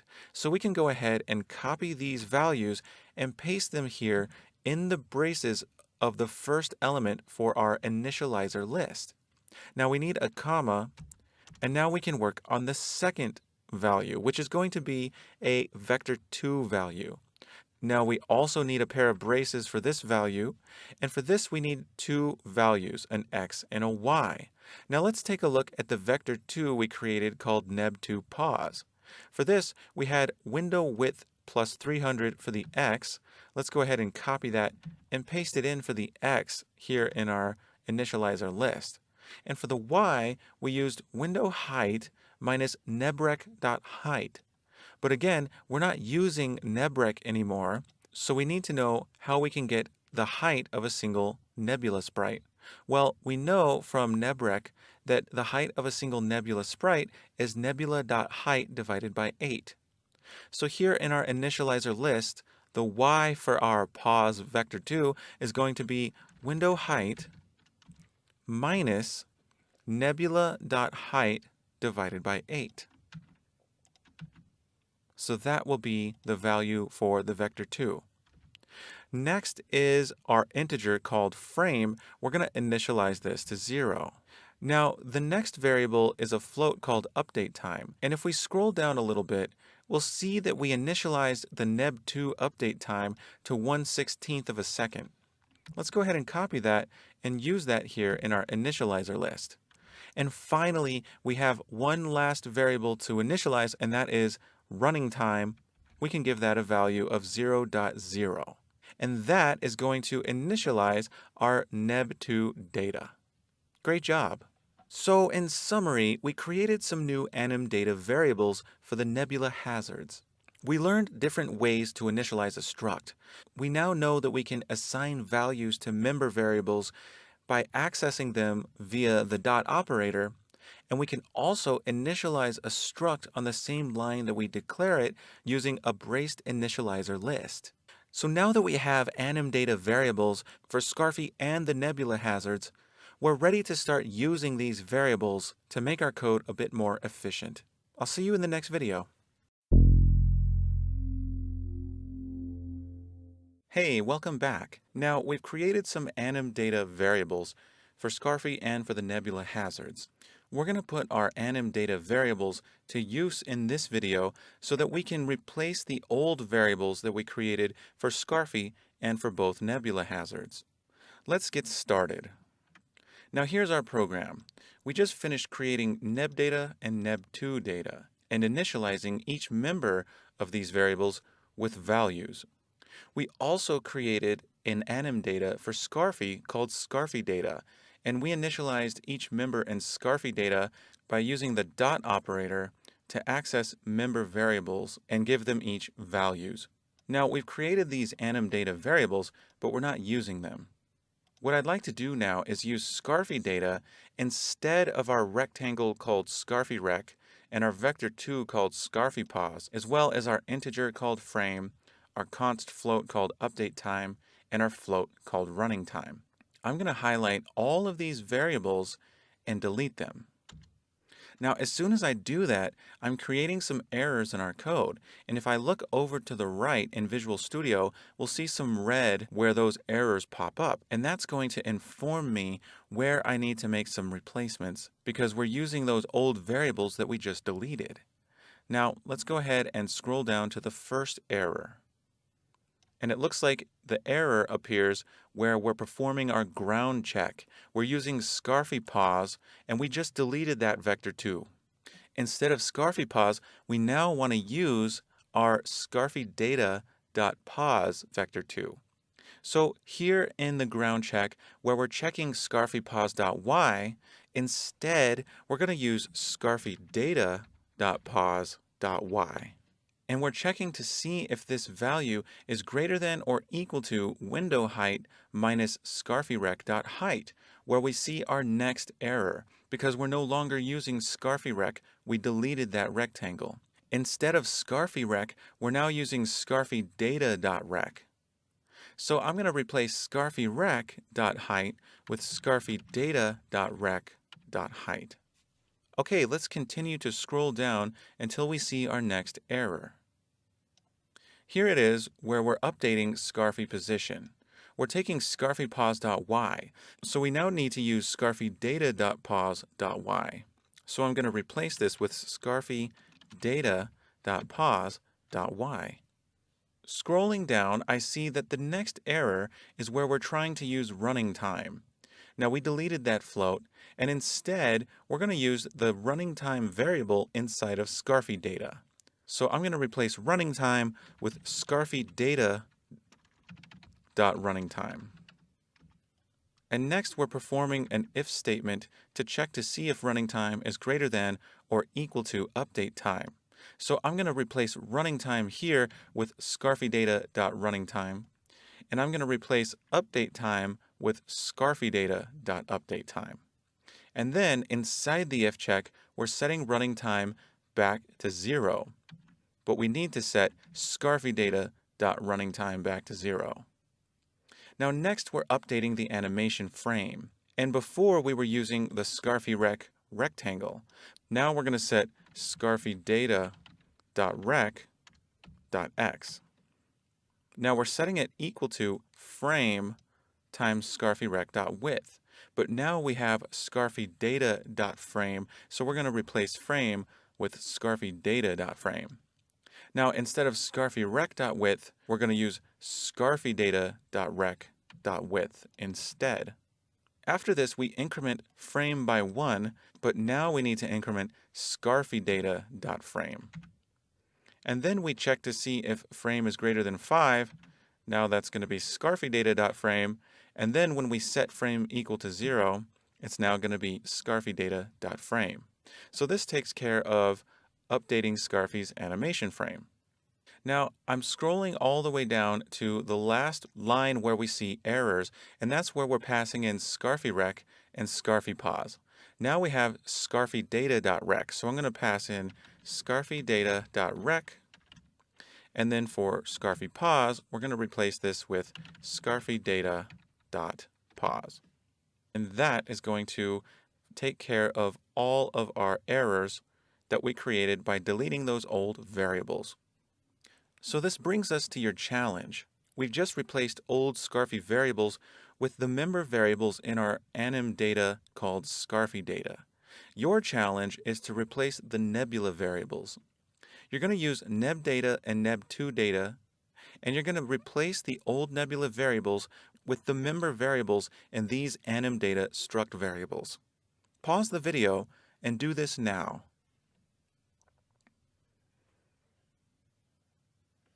Okay, so just like we did with Scarfy data, we're going to scroll up a bit to where we created our nebula variables. We have the rectangles and the vector 2's, as well as the neb frames, neb update times, and neb running times. We're going to go ahead and highlight all of those and delete them. Now we can see to the right that Visual Studio Code is showing us some errors that pop up once we delete those variables. Let's scroll down to where we see the first error, and that's where we're updating the first nebula's position. We're updating nebpause.x, but now we have nebdata.pause, so we're going to use nebdata.pause.x instead. Now, just under that, we're updating the second nebula's position. This is going to be neb2data.pause.x. Okay, let's continue. Scrolling down, we see that here we're updating the first nebula's animation frame. Here's neb running time, which no longer exists. Now it's going to be nebdata.runningtime. And we're going to replace neb running time with nebdata.runningtime in both instances where it's used. And we're also going to replace neb update time with nebdata.update time in the if check. Now inside the if statement, we're assigning a value to nebrec.x, but now it's nebdata.rec.x. And instead of nebframe, it's nebdata.frame. And instead of nebrec.width, it's nebdata.rec.width here. And of course, we need to replace nebframe with nebdata.frame in each of these instances here. Let's continue to where we're updating the second nebula's animation frame. Here we see neb2 running time. We're going to replace this with neb2data.runningtime. And we're going to do this for each instance of neb2 running time here in the code. Next, we see neb2 update time. We're going to replace this with neb2data.update time. And here we see neb2rec.x. We're going to replace this with neb2data.rec.x. Here we see neb2frame. This is going to be neb2data.frame. And here we see neb2rec.width. This will be neb2data.rec.width. And then we can replace neb2frame with neb2data.frame in each of these cases. Now finally, we're calling drawTextureRec, passing in the nebula rectangle and position vector. For the first case, we need to pass in nebdata.rec and nebdata.pause. And for the second case, we're passing in neb2data.rec and neb2data.pause. And that's going to take care of all of the errors. So in summary, we used our animData variables in our code to replace the old variables that we created for Scarfy and both of the nebula hazards. Now that we've created our own struct variable and we're using that in our code, we're going to learn some ways to make our code more efficient and to give us more power as programmers in the videos to come. I'll see you in the next video. Hey, welcome back. In this video, we're going to talk about one of the most important tools for programmers, the array, and how the array is a way to store a collection of items. Arrays allow us to keep multiple values in a single variable. Let's get started. Now, arrays allow us to have a single variable that holds multiple values. Now, all of these values in the array must be of the same type. Now imagine we have a video game and there are different types of enemies in the video game. Now imagine that you assign an integer value to each enemy type just to be able to identify it. So out of these 4 enemies here, our skeleton would be 0, the flying eye monster would be 1, the mushroom would be 2, and the goblin would be 3. Now we have these 4 different types of enemies, each one with an integer assigned to it for identification, and let's say in our video game each enemy deals a different amount of damage. Now we could have a variable for the damage for each type of enemy. Let's say we store these in doubles. Now this is one way to do it, but we'd have to have 4 different variables, one for each type of enemy. Now, what if instead we could have a single variable called damage, which can store the damage value for each enemy type? We can do this with an array. An array is declared like this. You must decide the type that you would like to store in the array. For example, we can have an array of doubles. So we declare an array by saying double followed by the name of the array. And in square brackets, we provide the size of the array. This is the number of elements in the array. So this line here creates an array of size 4. Now each of the values that we store in the array are called elements, and they're assigned index values starting at 0. Now this line creates an array called damage with 4 double values, but they're uninitialized. So how do we initialize the array? Well, we do so by accessing one of the elements using square brackets along with an integer value for the index of the element. We refer to the square brackets here as the array index operator, and the index determines which array element to access. We can then use the assignment operator to store a value in that element at the assigned index. So to assign a value to the array element at index 1, we would use the array index operator with a 1 inside and assign a value using the assignment operator. We can assign values to each of the elements in the array in this manner. Now we need to keep in mind that our array only has 4 elements. So we can't try to access the 5th element. To do so would unravel the very fabric of the space-time continuum and destroy the entire universe. Actually, to do so would be undefined behavior. You see, we're attempting to access a location in memory that's not allocated by our array. It could be used by some other part of your program. So assigning a value out of bounds of that array is a bad idea and could result in undefined behavior. So your challenge is to create an array. Create an array of size 2 and call this array window dimensions. Do this just inside the main function, right at the top. Initialize the first element, element 0, to 512, and initialize element 1, the second element, to 380. Now, pass window dimensions into init window, accessing the first and second elements using the array index operator with the index passed in that corresponds to that array element. Pause the video and give this a try. Okay, so here's our program and here's the main function. Now, right here at the top, we're going to create a new array. So let's go ahead and create an array of integers. We need to use the int keyword, and we're going to call this array window dimensions. Now, this will be an array of size 2, so we have to use the square brackets with a 2 inside. Now, in order to assign a value to the first element, we need to use the array name, window dimensions, and the array index operator. Now, the first element is the element with the index 0, and we're going to use the assignment operator to give that element a value of 512. Next, we're going to access the second element by using window dimensions with the array index operator, and the second element is element 1 in the array, since the array starts at 0, of course, and for this element, we're going to give it the value 380. Now, we're going to pass these into a init window instead of our window width and window height integers. So for the width, we're going to use window dimensions at index 0. So we're going to replace window width here with the first element of window dimensions. We can read this expression as window dimensions of 0. For window height, we're going to use window dimensions of 1.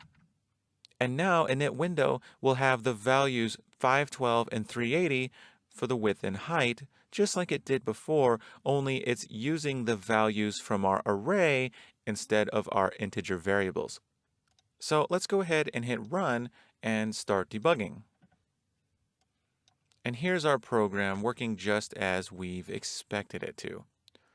Okay, so before we wrap this up, now that we're using window dimensions instead of our window width and window height, we can go ahead and delete these, but we will have to replace any instance of window width and window height once we do so. So let's go ahead and delete these variables, and instead, we're going to use window dimensions for the window width and window height. Let's scroll down, and here in neb data, we see the use of window width and window height. So we'll replace window width with window dimensions of 0 and window height with window dimensions of 1 here. And we'll do the same thing here in neb2 data. Now scrolling down, we see that we're using window width and window height here in Scarfy's anim data variables as well. So let's go ahead and replace those. And scrolling down, we use window height here when we're performing the ground check. Let's go ahead and replace that with window dimensions of 1. And I believe that's all the replacements we need to make. Finally, hitting run and start debugging to make sure it runs still, we see that our program works as expected. So in summary, we've learned how to create arrays which allow us to store multiple values in a single variable. We created an array for the window dimensions and use that now instead of the window width and window height variables, and now we have a single variable to hold the window dimensions rather than 2. We also learned that we should never index an array out of bounds because the array has only allocated memory for the elements that we've specified when we chose the size of the array. To index an array out of bounds would result in undefined behavior, such as a crash. In the next video, we're going to learn about how we can use arrays to be more efficient with multiple values in our code. I'll see you then.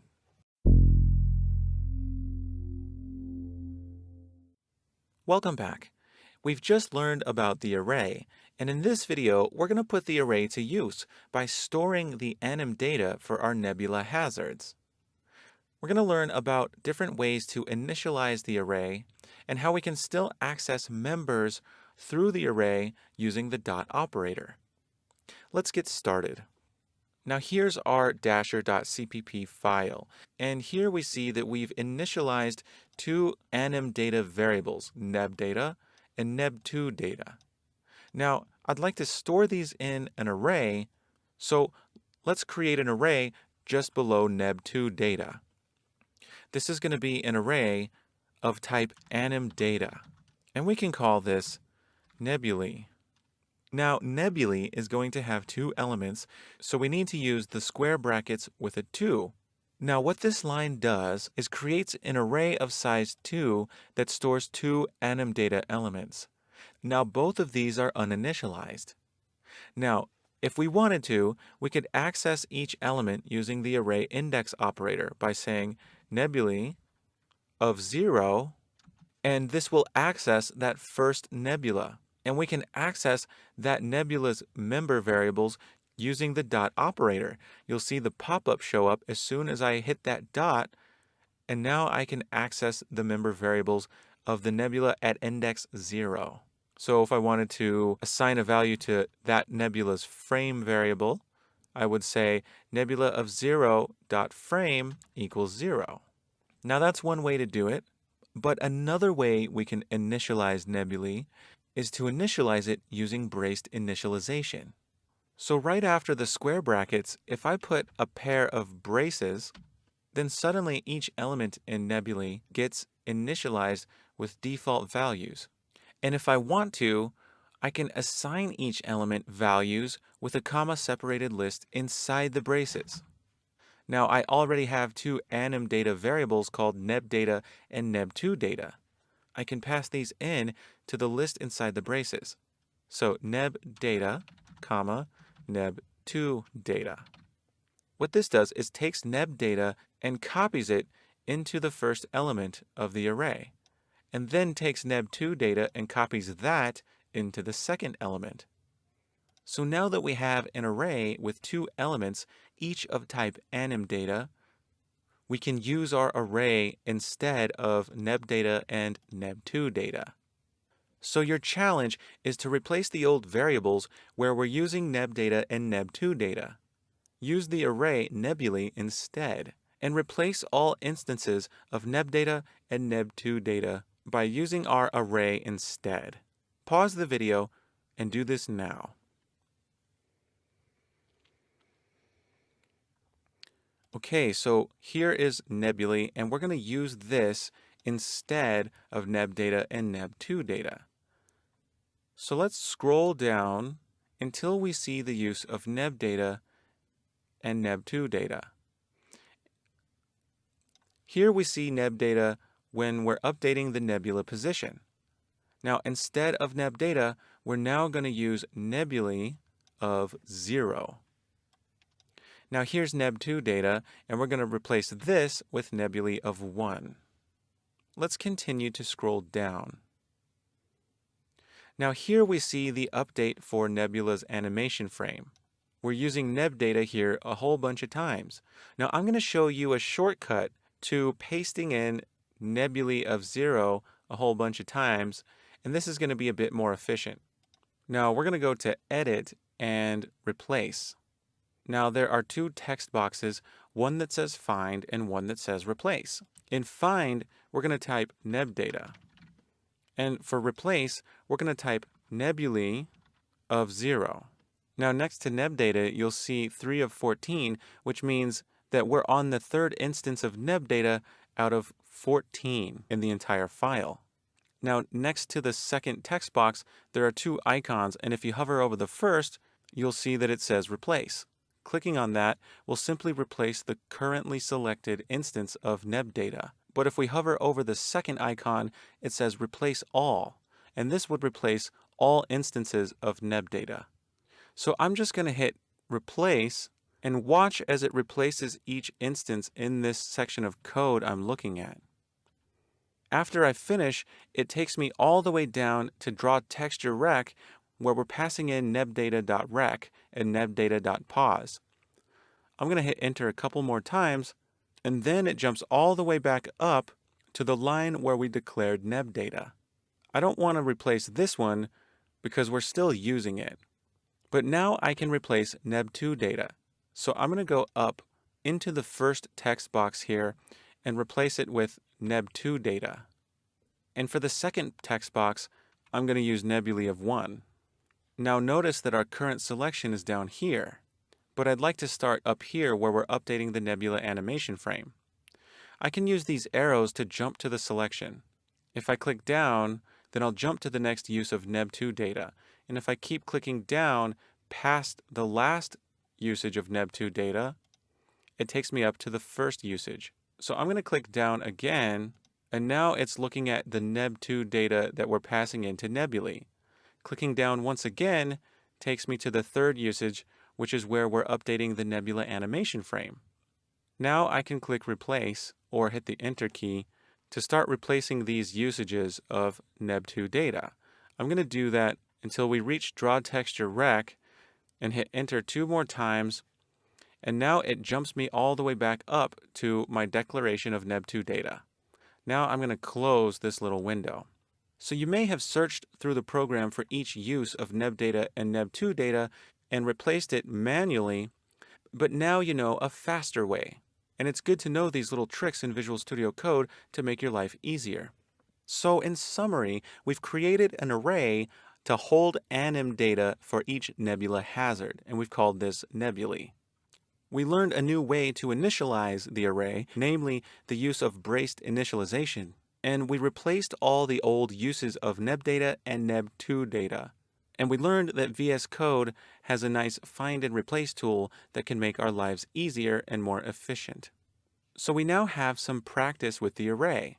In the videos to come, we're going to learn some techniques that we can use in conjunction with arrays that will make us more powerful. See you in the next video. Hey, welcome back.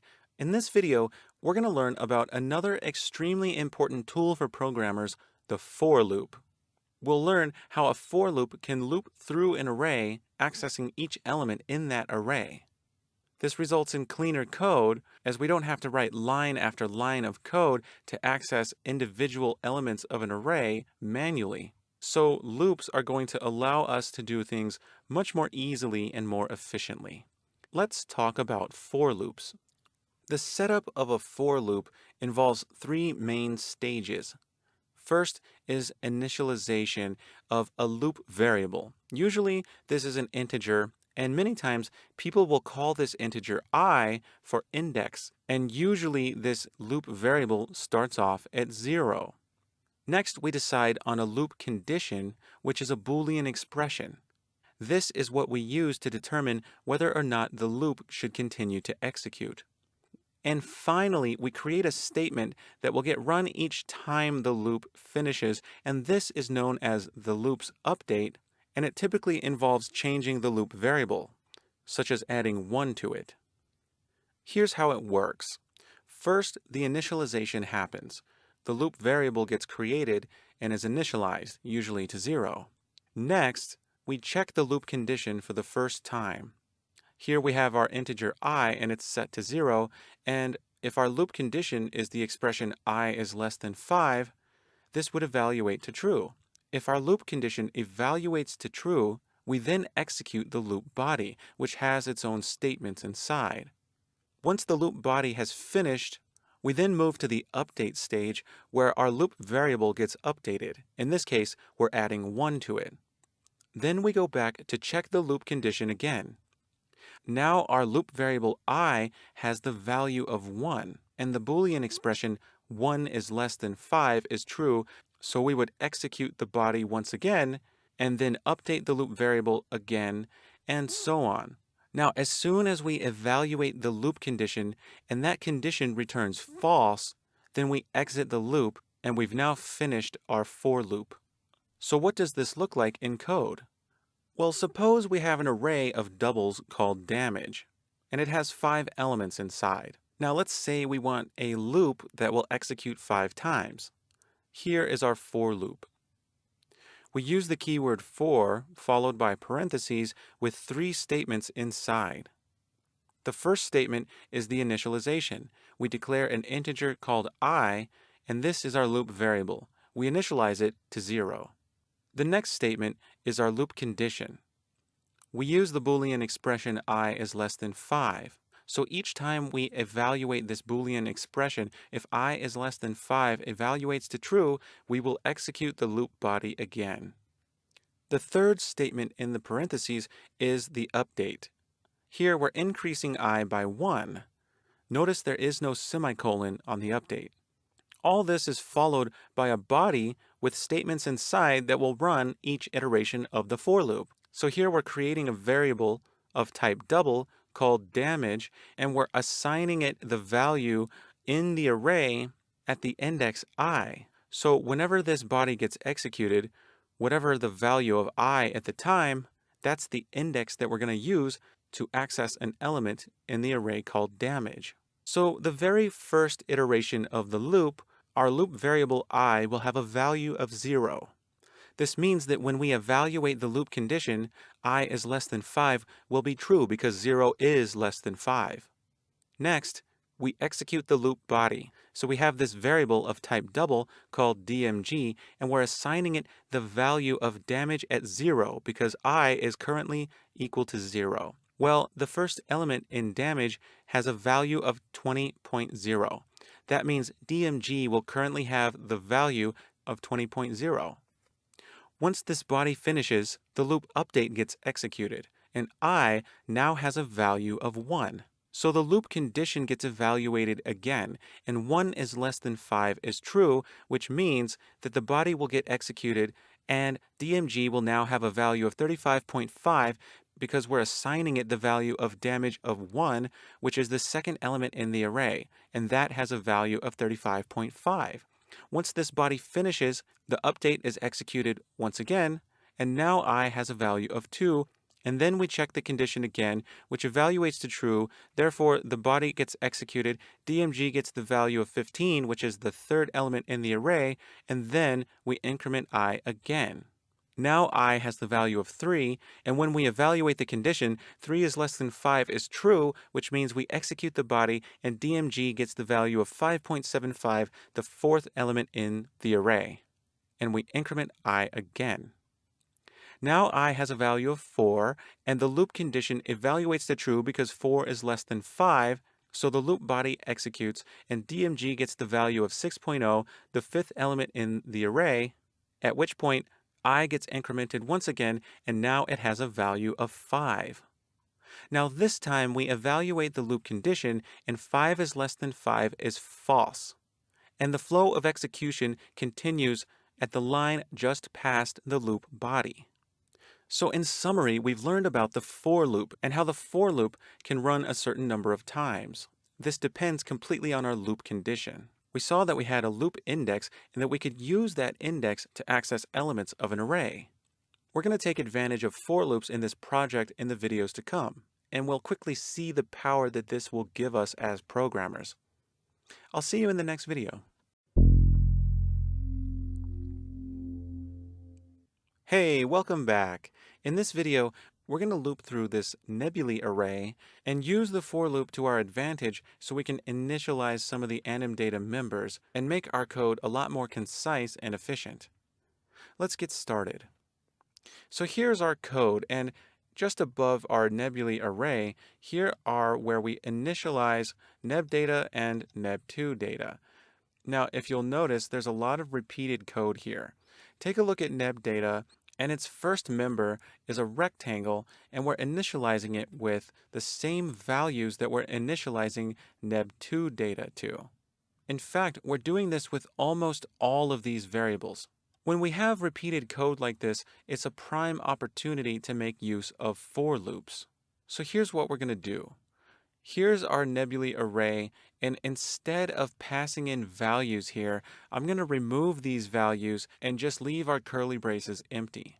Instead, we're going to use a for loop to initialize some of the variables in each anim data in the nebulae array. So just under our line where we declare nebulae, we're going to create a for loop. Let's say for, and our first statement inside the parentheses is the initialization of our loop variable. This is going to be an integer. So we're going to create an int, and we're going to call this I and initialize it to 0. Add the semicolon, and now we can create our loop condition. Now, our nebulae array has only 2 elements, so I'm going to make the condition I is less than 2. Now for the third statement, which is going to be the loop update. I'm just going to use I++, so each time we iterate the loop, I will get incremented by 1. Next, we have the loop body, and this is where code will be executed each iteration of the loop. Now, each element in nebulae is an anim data, and each of these anim datas has a rectangle called rec. I'd like to assign a value to the rec variable of each anim data in nebulae. And we can access the ith element in nebulae by saying nebulae of I. Now this gives me one of the elements in nebulae, and I'd like to access its rec variable. So I'm going to use the dot operator and type rec. So now that I'm accessing the rectangle, I can use the dot operator again to access the rectangle's individual variables. Let's access the x and use the assignment operator to assign a value to it. I'm going to use 0.0 for the x. Next, I'd like to assign a value to the rectangle's y. So I'm going to say nebulae of I dot rec dot y, and we can give this a value of 0.0 as well. Next, I'd like to access the rectangle's width and give it the value of nebula.width divided by 8. So go ahead and access this rectangle's width and assign it this value. Great job. So it's going to be nebulae of I dot rec dot width, and we're going to assign it a value of nebula.width divided by 8. Now we need to assign the height. So we're going to say nebulae of I dot rec dot height equals nebula.height divided by 8. So this will initialize the rectangle that belongs to the anim data, which is the ith element of nebulae. Now we need to initialize the pos member. So we're going to access that by saying nebulae of I dot pos. And pos has an x and a y. Now we're not going to initialize the x in the for loop because notice that neb data has a different x than neb2 data. Neb2 data uses the width of the window plus 300, so the second nebula is starting 300 pixels to the right of the first nebula. We can, however, initialize the y component of the position because this is the same for each nebula hazard. So let's go ahead and access the y variable, and we'll initialize it to window dimensions of 1 minus nebula.height divided by 8, which is the value that we assigned to the y of the pos variable in each neb data.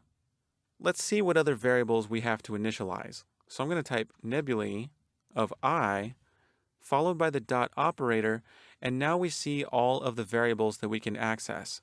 We can initialize frame, and this we need to initialize with a value of 0. Let's see what other variables we can initialize. We're going to type nebulae of I followed by the dot operator, and we have running time and update time. Let's initialize running time with a value of 0.0, and let's initialize update time with a value of 0.0 as well. So now this for loop is going to loop through each element in the nebulae array and assign values to each anim data in this array. Now since we didn't initialize the pos.x variable, let's initialize those down here. So we'll say nebulae of 0.pos.x,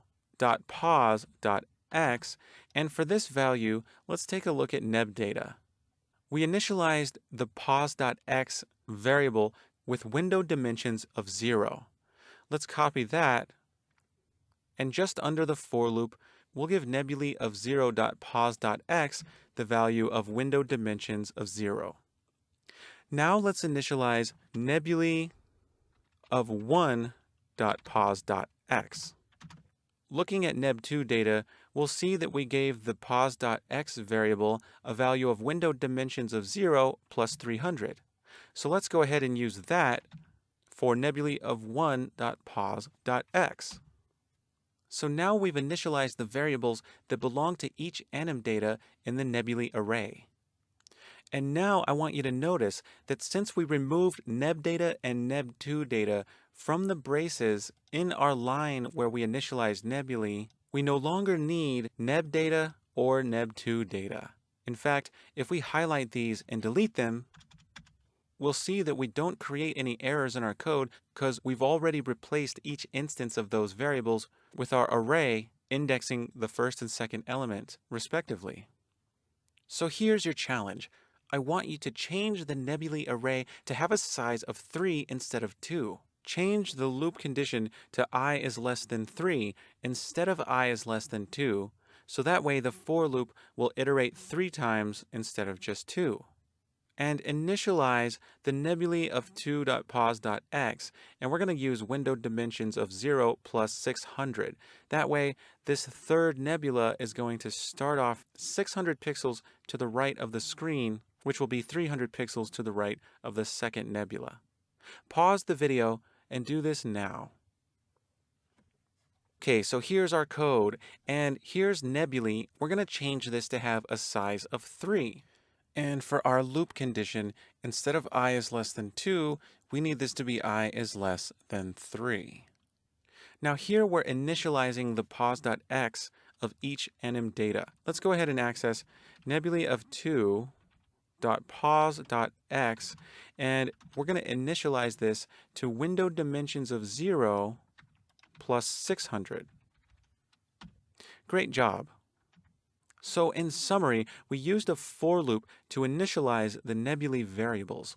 We created a third anim data when we changed the size of the nebulae array. Now our for loop initialized this third element's variables for us because we changed the loop condition to loop over all 3 elements in this array. But we manually initialized the pos.x for this third element because it's different than the first and second pos.x values.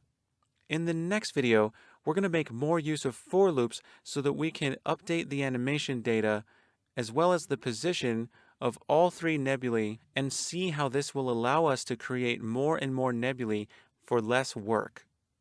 I'll see you in the next video. Hey, welcome back. In the last video, we saw how for loops could make our lives easier by initializing the values of member variables in each element of an array. We're going to take that to the next level in this video by using a for loop to update our animation frames for each nebula, update the nebula positions, and draw each nebula as well. Let's get started. Now here we're using a for loop to initialize the member variables of each element in the nebulae array. Now we're manually initializing the pos.x variables in each anim data in the nebulae array. But we can use a for loop to automate some of the other stuff we're doing as well. Let's scroll down to where we're updating the animation frames. Now here we're updating the animation frame for nebulae of 0. And just below it, we're updating the animation frame for nebulae of 1. Now, as I've said before, copied code like this is a prime opportunity to make use of a for loop. So why don't we create a for loop here? Just above our update nebula animation frame code, I'm going to create a for loop. And for the loop variable, we're going to initialize an int called I and initialize it to 0, just like we did before. Now for my loop condition, I could say I is less than 3, but what happens if we add more elements to our nebulae array?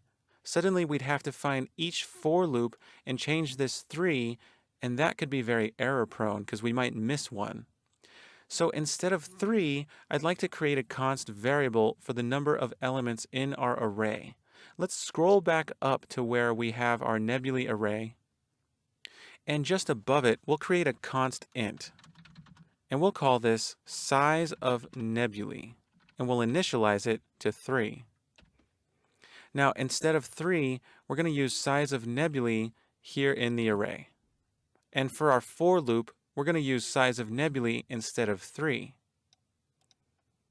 Now, whenever we add elements to the array, all we need to do is change size of nebulae, and we'll use size of nebulae in every single for loop that we use to iterate through this array. And that includes the for loop that we're just about to create down here. So for this for loop, our loop condition will be I is less than size of nebulae. Now, for the update, we're going to use I++, just like our first for loop. Now for the code in the body. Well, we just need to use the code here for updating the nebula animation frame, so let's copy that and paste it in right here. we can highlight the code that didn't indent and hit Tab. Now in this for loop, we want to use nebulae of I, and that way each iteration of the for loop I will update and will access a different element in the array. So I'm going to go to Edit and Replace. For the first text box, I'm going to type nebulae of 0. And for the replace, I'm going to type nebulae of I. Now I'm going to click Replace, and now this first nebulae of 0 in my for loop is changed to nebulae of I. Let's go ahead and keep clicking Replace to replace each of these instances in the for loop. Now my for loop looks great, and this loop is going to loop over every single element in my nebulae array and update its animation frame, which means I no longer need this code where I'm updating the first element, so I'm going to delete that. And I also no longer need the second bit of code where I update the second element, so I'm going to delete that as well. So that takes care of updating the animation frame. Now let's find the code where we're updating the nebulae position. We're going to need to scroll up, and we'll see it here where it says Update Nebula Position, and we're updating the pos.x on the first element of the array, and then just below it we're updating the pos.x for the second element in the array. So just above it, create a for loop. Go ahead and type it out with the 3 statements initializing the loop variable, creating the loop condition, and the loop update. Excellent job. We're going to say for int I equals 0, I is less than size of nebulae, and I++. Now inside of our for loop, what are we going to put here so that we can update the pos.x for each element in the array? Well, we could just easily copy this line here where we're updating the nebula position, pasting it here, and changing the index to I. And now we no longer need to update each position manually, so I'm going to delete these lines of code. Now inside the for loop, I can add a comment and say, update the position of each nebula. So that takes care of updating the positions. And finally, we need to take care of drawing the texture. So let's scroll all the way down to where we're calling Draw Texture Rec. And here again we see repeated code, another opportunity for a for loop. So go ahead and create another for loop and call Draw Texture Rec in this for loop. Excellent job. We're going to say for int I equals 0, I is less than size of nebulae, and I++ for the loop update. And all we need to do in this loop is call Draw Texture Rec. So I'm going to go ahead and copy this line along with its comment here. And I'm just going to replace nebulae of 0 with nebulae of I for both instances here. And now I can delete the Draw Texture Rec calls for both nebula hazards, as our for loop is doing it for us. Excellent job. So here's your challenge. Change size of nebulae to 6, so we have 6 nebulae instead of 3. Now for each element, I want you to set the pos.x equal to window dimensions plus some multiple of 300. The pos.x for each nebula hazard will be 300 more than the previous one. Now, bonus points if you could figure out how to do this in the for loop. Pause the video and give this a try. So here's size of nebulae, and we're going to set this from 3 to 6, which means we need to set pos.x for the 3 new elements. So why don't we copy these 3 lines and just paste them down below and change the index for each. So here we're going to change this one to 3, we'll change the next one to 4, and the next one to 5. Now for nebulae of 3.pos.x, we'll set it to window dimensions of 0 plus 900. And for 4, it'll be 1200, and for 5, it'll be 1500. All right, let's go ahead and hit run and start debugging. And there's the first nebula, there's the second, the third, the fourth, the fifth, and our sixth and final nebula. Now, I said you'd get bonus points if you could figure out how to do this in the for loop instead of setting the pos.x manually. Well, notice that each nebula pos.x is 300 more than the previous one. So we could take advantage of this pattern. Here in the for loop, let's set nebulae of i.pos.x. And we'll set it equal to window dimensions of 0 plus some value. Can you think of what it is? It's going to be I times 300. When I is 0, pos.x will be set to window dimensions plus 0. When it's 1, pos.x will be window dimensions of 0 plus 300, and so on. So we can now delete these lines of code below the for loop, and now that we're setting pos.x in our for loop along with everything else, we're now no longer setting any values manually, which means that we could use any number and size of nebulae that we want. For example, let's put a 10 in here and just hit run and start debugging and see if we can count 10 nebula hazards. There's the first one. There's 2, 3, 4, 5, 6, 7, 8, 9, and 10. So in summary, we used a for loop to update the animation frames of the nebula hazards, to update the nebula positions, and to draw the textures of the nebula hazards. This allowed us to create more hazards easily. In fact, it's as easy as changing our constant size of nebulae, because everything is handled automatically with the use of for loops. We now have a lot less repetitive code, a lot less copying and pasting, and our code is much more powerful. This is an excellent milestone, and you now have a tool in your tool belt essential to being a good programmer. See you in the next video.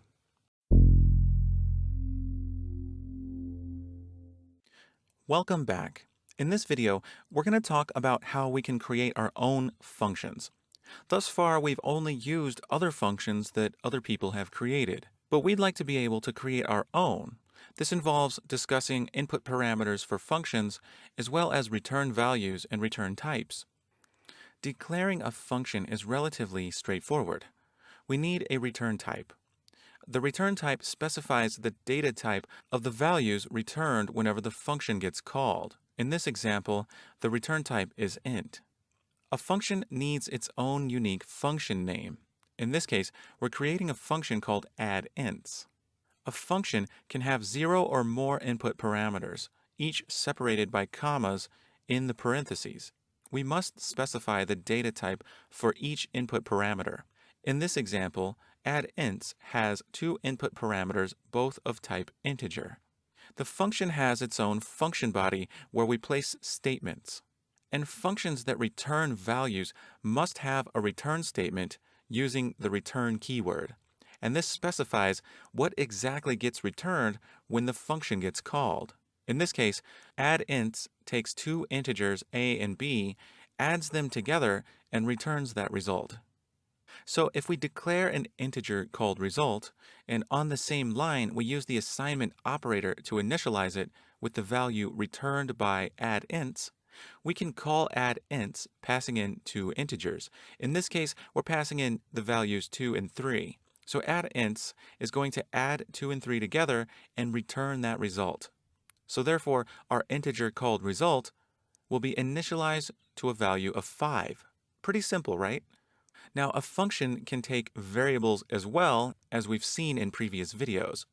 So we could create 2 integers, an integer called 2 initialized with a value of 2, and an integer called 3 initialized with a value of 3, and we could call addInts passing in 2 and 3, and result would get the value 5 because addInts will take those values, add them together, and return the result, just like it did when taking in the literal values 2 and 3. Now, a function doesn't have to return values at all. A function that has no return values is called a void function, and the return type is void. Void functions do not need to have return statements. In other words, you don't have to specify a return value with the return keyword. Void functions simply perform an action. So we have a function here called make2, and it returns void, meaning there is no return value. All it does is take an input parameter of integer type called a, and inside the function body, it takes a and assigns a value of 2 to it. Now, this function seems to change the input parameter. But the truth is, input parameters to functions are local to the function. This means they take values in as copies, so if we pass a variable into this function make2, the variable will be left unchanged outside the function. Here's an example. Let's say we create an integer called 3 and initialize it with a value of 3. Now, we can call make2 and pass this integer in. Inside the function, the input parameter, called a, takes 3 as a copy. So a starts off with a value of 3 in the function body, but quickly becomes 2 as we use the assignment operator to assign a the value of 2. After this line, the end of the function body is reached and the function has finished.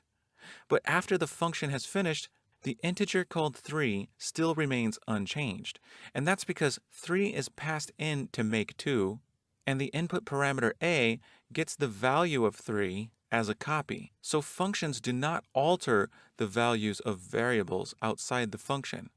They simply take those values in as copies and perform any actions specified inside the function body. So in summary, we've learned how to create functions by specifying a return type, giving a function its own name and input parameters, and we learned that we can have functions that return nothing. These have a return type void. We also learned that inputs are passed in as copies, so a function does not change the values of variables outside the function. They simply receive copies of those inputs and perform actions in the body as instructed. In the next video, we're going to actually create some functions and learn about how we can refactor some of our code. In other words, take our code and package it up into a nice, neat little function that we can reuse. I'll see you in the next video. Hey, welcome back. Now, we've just learned how to declare new functions. In this video, we're going to create a function of our own in order to replace some of the code in our program. When we take some of our code in our program and put it in a function and call that function instead, we call this refactoring. You're then going to be challenged to refactor the code involved in updating the animation frame. So then we can reuse that function with both Scarfy and the nebulae. Let's get started. Now here's our program, and just inside the while loop, we're performing a ground check to see if Scarfy is on the ground or not. And to perform the ground check, we have to get scarfydata.pos.y, and we need to check to see if it's greater than or equal to the window dimensions of 1, which is the window height, minus scarfydata.rec.height. Now, we could create a function that can perform this calculation for us and simply return a Boolean, true or false, depending on whether or not Scarfy is on the ground. So we're going to create a function that does this for us. Let's go all the way up to the top, just outside the main function. This is where we can declare new functions. So our function is going to return a Boolean value, so it will have a bool return type, and we're going to call this function isOnGround. Now isOnGround needs to know the position of Scarfy, so we can pass in the animData struct. So our first input parameter will be of type animData. We'll call it data. And isOnGround also needs to know the window height, so it can check the data's position and see if it's on the ground or not. So this will be an integer, and we're going to call this window height. So in our function body, we're going to take data and access the pos.y variable. And we want to see if pos.y is greater than or equal to the value of window height minus the height of Scarfy, which we can get from data.rec. It's going to be data.rec.height. Now this is a Boolean expression. It returns a Boolean value based on the comparison of the values on either side of the greater than or equal to operator. Because this entire line returns a Boolean, we can use this in our return statement using the return keyword. So we're going to say return, and what we're going to return from this function is the value returned by this Boolean expression, which will be true if Scarfy is on the ground and false if Scarfy is in the air. So now we can put this function to use. Let's go all the way back down to where we're performing the ground check. So here we have the if statement, and our condition is the ground check that we're performing. But now we have a function that we can simply call in this if check. So we're going to say is on ground. And is on ground is going to take an anim data, for which we're going to use Scarfy data. And next we need the window height, and that's going to be our window dimensions of 1, which is the element in our window dimensions array storing the height of our window. Now is on ground is going to perform the calculation and return the Boolean that we need for our if statement. So we can test this by hitting run and start debugging. And here's our program, and it's behaving correctly. Now we'd like to create a function so that we could refactor the updating of our animation frame. Recall in our code, we're updating the animation frame for Scarfy by taking Scarfy data, and we're changing the value of its running time, accessing the value of its update time, and changing the value of its rec.x. So how can we create a function that does all this for us? Well, we've already seen that functions take their inputs as copies. So let's say we had a function called updateAnimData that takes an anim data as its input parameter.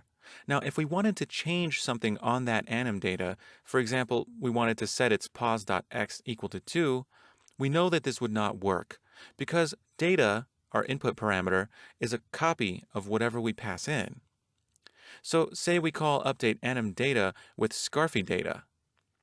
Scarfy data will remain unchanged, so its pos.x will not be set equal to 2 since it's passed in as a copy. Now what we can do, however, is make a function that has a return type of animData instead of void. And then we can take the animData input parameter data, and then we can change that copy and return that copy as a return value.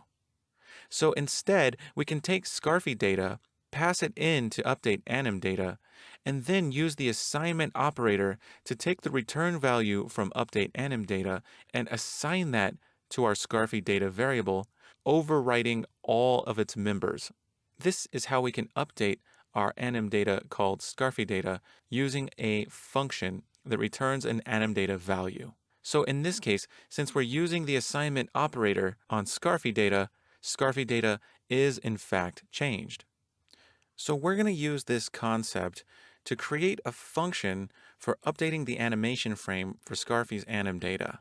So in summary, we learned about refactoring and how we can use functions to replace some of our code to make it more reusable. And we learned how we can change the value of a variable outside of a function by returning a value and using the assignment operator to take that return value and assign a value to our variable. We're going to do some refactoring in the next video. Stay tuned. Welcome back. We just discussed how we can refactor some code into functions that we can use and reuse in our program. In this video, we're going to refactor the code for updating our animation data, and we're going to reuse this function for both Scarfy and the nebulae. So here inside our check to see if isInAir is false, we're updating the animation frame using this code. This is the code we want to refactor. So let's go ahead and create our new function. Let's scroll all the way up just outside the main function, and we'll put our new function just under isOnGround. Now this new function is going to return an anim data, and we're going to call this updateAnimData. Now it's going to take an anim data as an input parameter, and we're going to call this data. Now part of what we need to do is take our data's running time and add delta time to that. So we're going to have a float input parameter called delta time. So the first thing we do in updateAnimData is update running time. That's why we needed delta time. Let's make a comment that says update running time And let's access the running time in our input parameter data. So data.runningTime, and we'll use the plus equals operator and add delta time to that. Next, we need to check to see if running time is greater than or equal to the update time member variable. So we're going to check if data.runningTime is greater than or equal to data.update time. If running time is greater than or equal to update time, we need to reset running time to 0. So we're going to say data.runningTime equals 0.0. Next, we actually update the animation frame. So let's add a comment that says update animation frame. Now this involves setting the rec.x value. So we're going to get data.rec.x, and we set this using the frame times the rec.width. So we're going to assign it the value of data.frame times data.rec.width. After this, we update frame by incrementing it by 1. So we're going to say data.frame++. And finally, we need to check to see if frame needs to be reset to 0. So we're going to check to see if data.frame is greater than a certain amount. Now, this amount is 5 when we're updating Scarfy's animation frame, because as soon as the frame reaches 6, we need to go back to frame 0, as Scarfy only has 6 frames to choose from. But in the case of the nebulae, this value is 7, because there's only 8 nebulae to choose from in that top row. So as soon as the nebulae frames reach 8, we need to reset it to 0. So for this reason, we can have an input parameter for this function of type int, and we can use this as the max frame value. So let's add a new input parameter of type int and call this max frame. And we'll check to see if data.frame is greater than this value max frame. So then we'll simply need to pass this in whenever we call this function. Now, if data.frame is greater than max frame, then we need to set data.frame back to 0. So now we have this function that takes in an anim data as a copy and changes it. So now we simply need to return that value from this function. So we're going to use the return keyword and return data. Now we have a function that will return an anim data after updating its animation variables. Now we can call this function when we're updating Scarfy's animation frame. Let's scroll back down to where we're doing that. So here, we're updating Scarfy's animation frame with this code. But instead, we're going to call our new function and use its return value and assign that value to Scarfy data. So in this if check, we're going to delete these lines of code, and instead, we're going to say Scarfy data equals, and then we'll call our new function update anim data. Now, update anim data takes 3 inputs. The first is an anim data, and we're going to pass in Scarfy data. Next, we need delta time, so we're going to pass in dt. And finally, we need our max frame, which for Scarfy is going to be 5. So now all those lines of code inside this if body have been replaced by a single line that uses our new function. We've effectively refactored the interior of this if statement. Now we can go ahead and hit run and start debugging just to make sure that Scarfy is animated correctly. Here's Scarfy, and everything seems to be working just fine. Now here's your challenge. We've created this function update anim data. And it's actually quite useful because we used it to replace all the code that was updating Scarfy's animation variables. Well, we could use this for the nebulae as well. So I want you to refactor the updating animation frame code for each nebula. Pause the video and give this a try.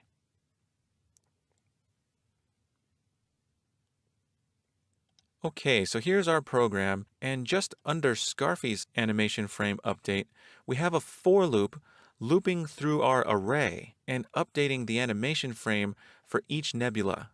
We're going to replace these lines of code by calling update anim data. Now we have our nebulae array, and we can access an individual element of that array using the index I in our for loop.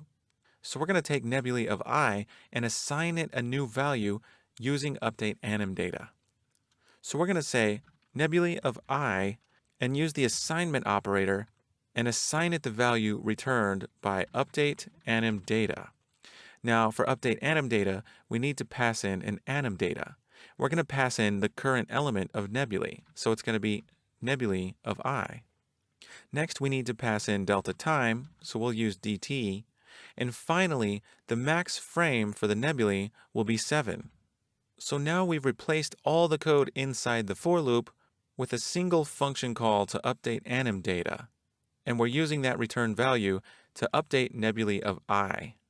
Now we can hit run and start debugging just to make sure that our nebulae are animated correctly. And here they are.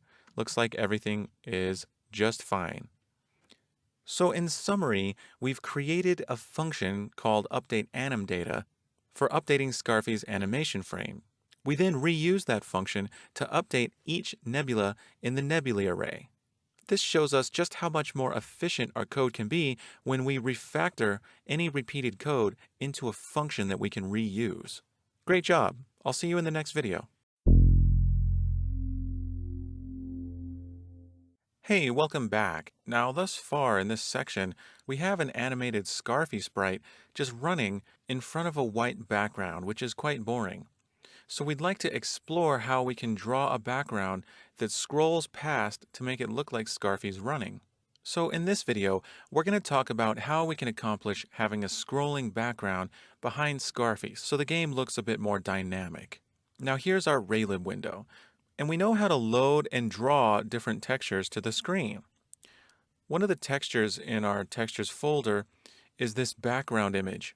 Now, some of it may cut off due to the dimensions of our window, but that's not a big deal. Now we can draw this to the screen and give it a position. With an X and Y position of 0 and 0, the upper left corner of the texture will be at the upper left corner of our canvas, as shown here.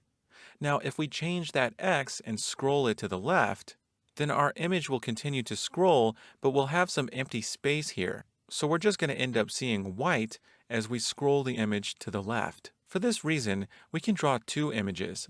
So we'll have a duplicate here, so we're constantly drawing two images at any given point in time. Now, Raylib has a function called drawTextureX, and the X stands for extra parameters. DrawTextureX takes a texture 2D just like drawTextureRec, only drawTextureX also takes a vector 2 for the position, as well as a float for a rotation and another float for the scale. So we can rotate the image and scale it up or down. And of course it takes a color in case we want to tint it. So let's set up our project so we can draw a background image. Let's go all the way back up outside the while loop, and just under our velocity variable, we can create a new texture 2D for the background image. So let's make a texture 2D and call this background. And we can initialize it using the load texture function, just like we did with Scarfy and the nebula textures. Remember, load texture takes a file path in double quotes. Now here is the textures folder in our project.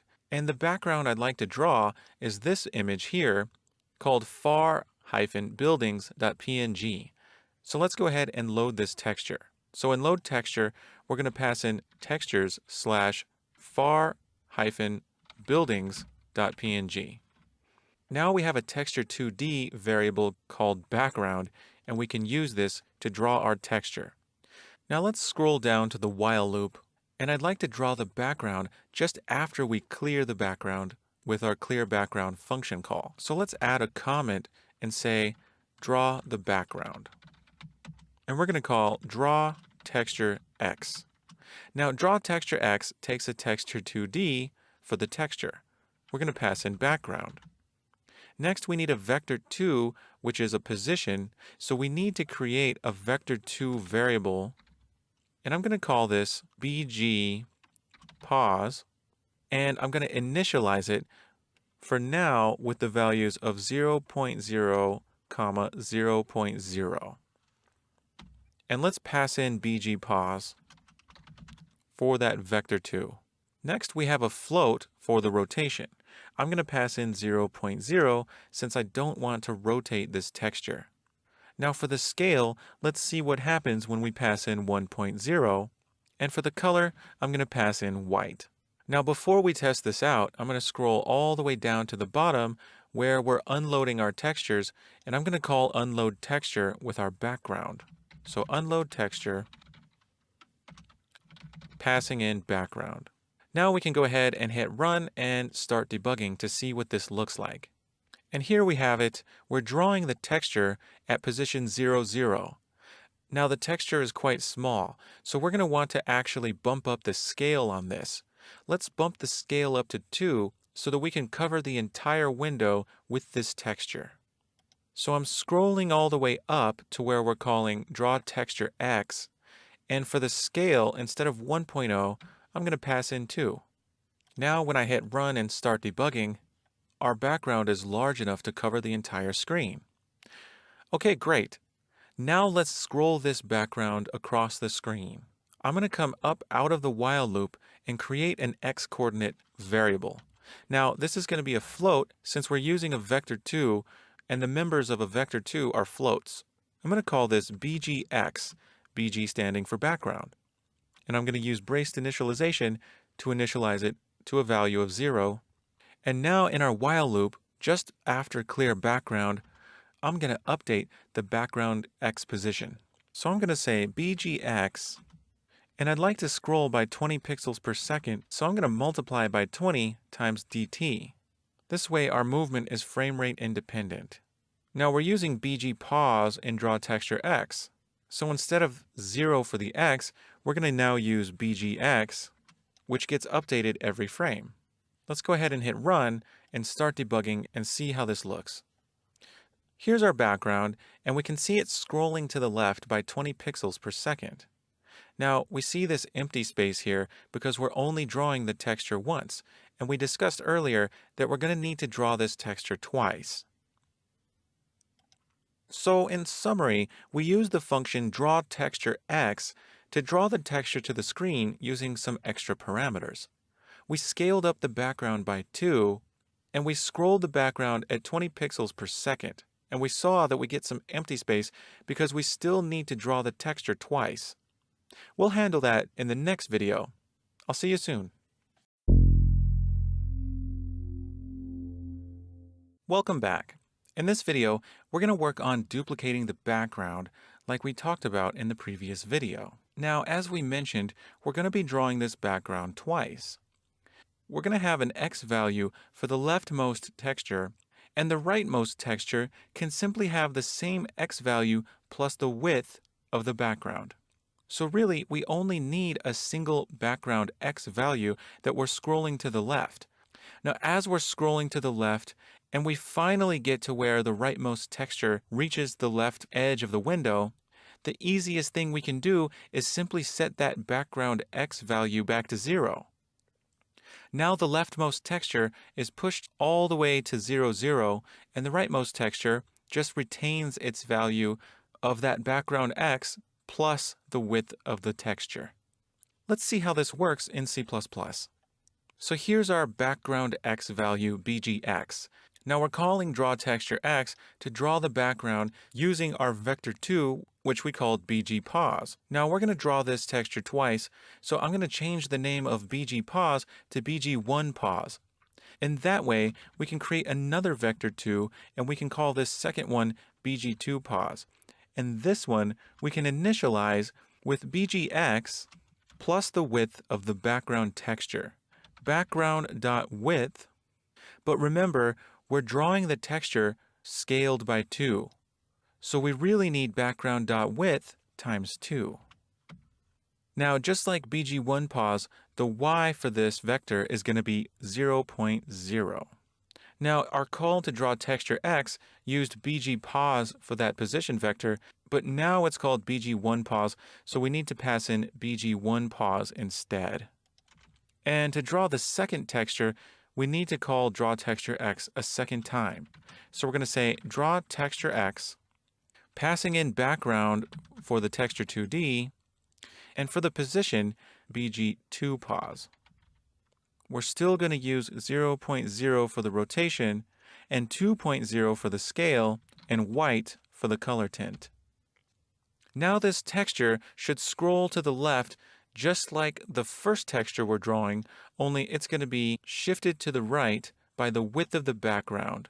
Let's hit run and start debugging and see how this looks.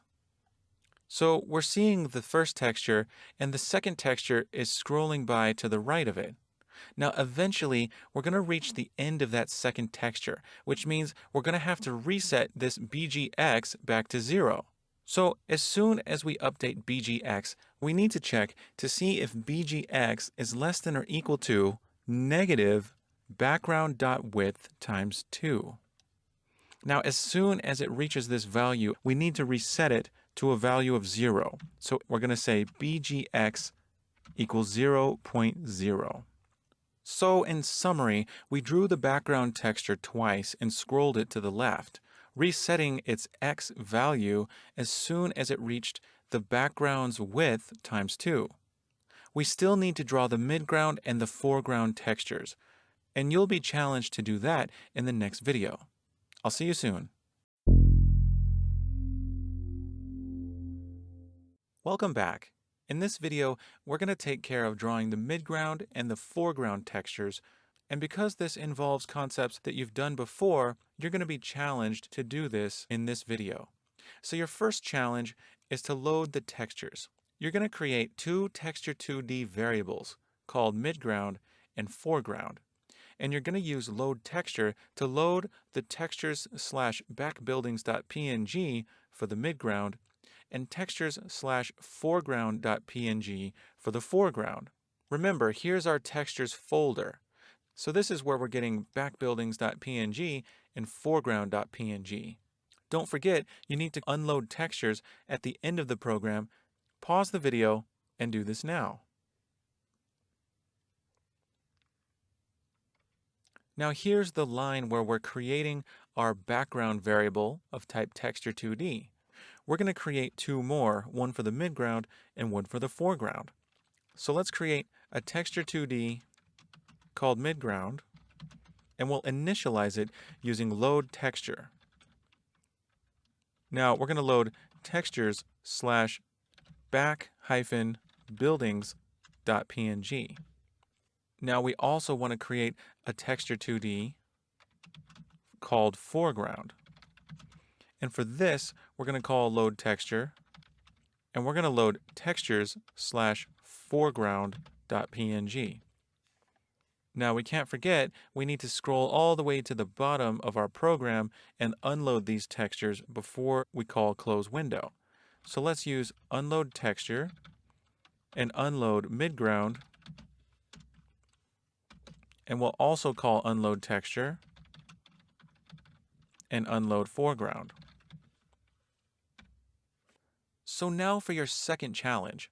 We now have Texture 2D's midground and foreground, and we're going to want to scroll these to the left once we start drawing them to the screen. So we're going to create some float variables for the X position of the midground and foreground textures.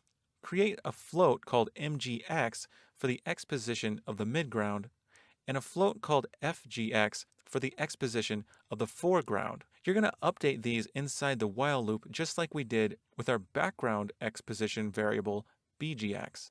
So each frame, subtract a value of 40 times delta time from MGX and subtract a value of 80 times delta time for FGX. And you also need to reset these each to 0 when they're less than or equal to the negative width of their texture times 2. Pause the video and do this now.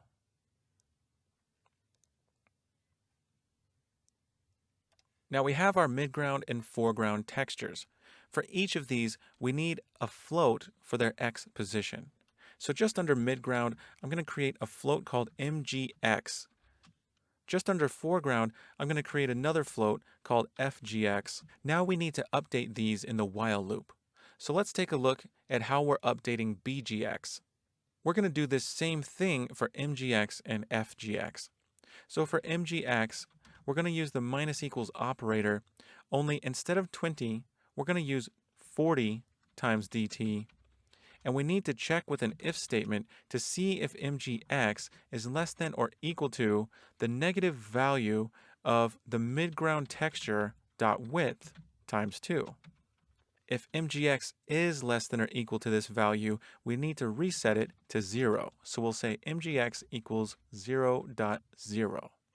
We can give this its own comment and say scroll the midground. Now we need to update the foreground variable fgx. So we're going to say fgx minus equals, but for fgx, we're going to use 80 times delta time instead of 40. So this texture will scroll a bit faster. Now we do need to check fgx with an if statement to see if it's less than or equal to the negative value of its texture foreground dot width times 2. If it is less than or equal to this value, we need to set fgx back to 0. And for this one, we can give it a comment and say scroll the midground. So now we have 3 variables, one for each texture, and we're updating it each frame. And finally, for your third challenge, you're going to draw the textures for the midground and foreground. You're going to call draw texture x twice for each texture. For each one, you'll need to create the vector2 variables. For the midground, you'll create mg1 pause and mg2 pause. For the foreground, you'll create fg1 pause and fg2 pause. Then you'll draw each texture twice, passing these vectors in for the position of the texture. Scale each texture by 2 by passing in 2.0 for the scale input parameter of draw texture x. Pause the video and do this now.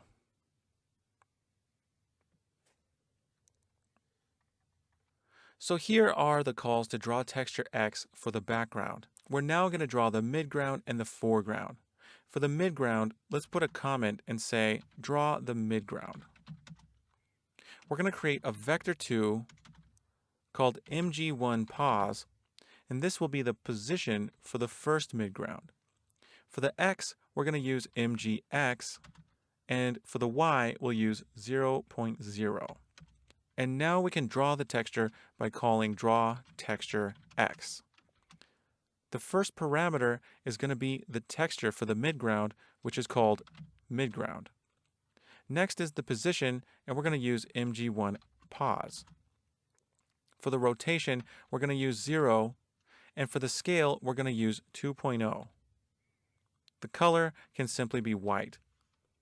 Now that's the first call to draw texture x, but we're drawing this twice, so we'll need another vector2, and we're going to call this mg2 pause.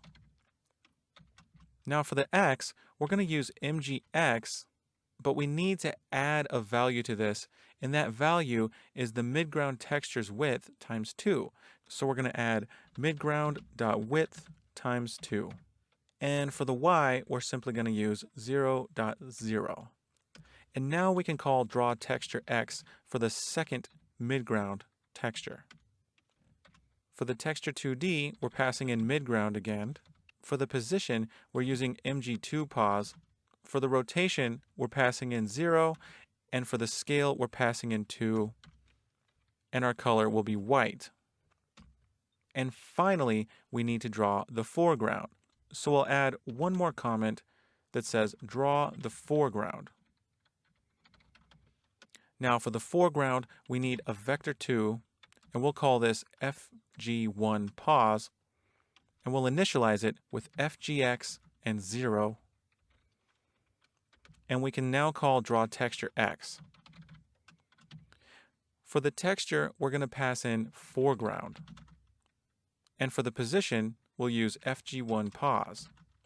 The rotation will be 0, the scale will be 2, and the color will be white. Now we're going to draw this twice, so we need another vector2, and this one will be called fg2 pause. Now for the x, we're going to use fgx, but we need to add the width of the foreground texture times 2. So we're adding foreground.width times 2, and the y will be 0. Now we can call draw texture x, passing in foreground for the texture, fg2 pause for the position, 0 for the rotation, 2 for the scale, and white for the color. Excellent job. Now we can go ahead and hit run and start debugging and see our scrolling backgrounds. And here we have it. We have our background scrolling by slowly, the midground scrolling by a little faster, and the foreground scrolling by the quickest of all. So in summary, we drew the midground and foreground textures, and we created X position float values so we could scroll these textures to the left. We created position vectors using our X position float values, and we drew each texture twice so that we got continuous scrolling. Great job! The game is starting to come together. We're now ready to wrap this up by implementing winning and losing conditions in the videos to come. I'll see you soon. Welcome back. In this video, we're going to add a finish line that will scroll to the left, and if we cross it, we'll use this later as a winning condition. Now, a finish line can simply be a variable that will set and update each frame of the game. Let's get started. Now, here's our for loop where we're initializing the values of each variable in the nebulae array. Just after this, I'm going to create a float called finish line. Now, this is going to represent the X position of an invisible finish line, and later we'll check each frame to see if Scarfy crosses this finish line, in which case we could win the game. Now, I'd like the finish line to have the value of the last nebula in the nebulae array. We can initialize this by getting the nebulae array and accessing the final element in the array. And that's going to have the index size of nebulae -1. Remember, elements start with an index of 0, so the nebula has size of nebulae elements in it, and the last element is size of nebulae -1. Now we're accessing this element, which is an anim data, and it has its own pos.x, and that's what I'm going to use to initialize finish line. Now your challenge for this lesson is to update finish line. We want to update finish line using the nebula velocity as well as delta time. We want the finish line to scroll to the left at the same speed as the nebula hazards. Pause the video and do this now. Now here in our program, we're going to scroll all the way down into the while loop and find the code where we're updating our nebula positions. Here we're doing it in this for loop where we're adding nebvel times dt to the X position of each nebula in the array. Just after this for loop, we're going to take finish line and add to it with plus equals and add nebvel times delta time dt. We can give this a comment and say update finish line. So in summary, we created a scrolling finish line variable. Later we'll use this finish line to check to see if Scarfy has run past every single nebula, and that can be our condition for winning the game. I'll see you in the next video. Welcome back. In this video, we're going to see if we can detect whether or not Scarfy is colliding with any of the nebula hazards. Let's get started. Now, Raylib has a function called checkCollisionRex. It takes two rectangles and returns a Boolean, which is true if those rectangles are colliding. Now, before you get mad at me, I know I made you do this the hard way back in the Axe Games section, but I did that so you can understand how collision detection works. Now that you understand it, we can use the Raylib function to make our lives a lot easier. Now, how can we check to see if Scarfy is colliding with any of our nebula hazards? Well, each frame, we can loop through each hazard in the nebula array. And we can do this using something called a range-based for loop. This is a range-based for loop. For each element in the nebulae array, we're creating a temporary variable called nebula, and the loop body is executed for each element in the array. So say we have a Boolean called collision initialized to false just outside the for loop. Well, inside the for loop, we can check for collision. If we have a rectangle that represents our nebula's current position and dimensions, we can check that against Scarfy's rectangle, and if we reach the inside of this if statement, then check collision rex has returned true, and Scarfy has collided with one of the nebula hazards, and we can set our collision boolean to true. So I'm going to go down into our while loop. And just before we draw our textures for the nebula and Scarfy sprites, I'm going to create a boolean called collision, bool collision. Now I'm going to use braced initialization, so collision is initialized to false. And then I'm going to create a range-based for loop. So we're going to say for anim data nebula with a single colon followed by the array nebulae. Now we can check for collision. Now we need a rectangle that represents the nebula's position and dimensions. So I'm going to call this nebrec. Now I'm going to initialize this. Now a rectangle has an x, a y, a width, and a height. For the x and y, I need to use the nebula's position. So we're going to get nebula.pos.x for the x and nebula.pos.y for the y. Now for the width, I'm going to use nebula.rec.width, and for the height, I'm going to use nebula.rec.height. Now, if you're wondering why we're not just going to use the nebula's rec member variable, remember the rec is what we're using to select the sprite from the sprite sheet. So its x and y are not representative of the nebula's position on the screen, but rather its position in the sprite sheet.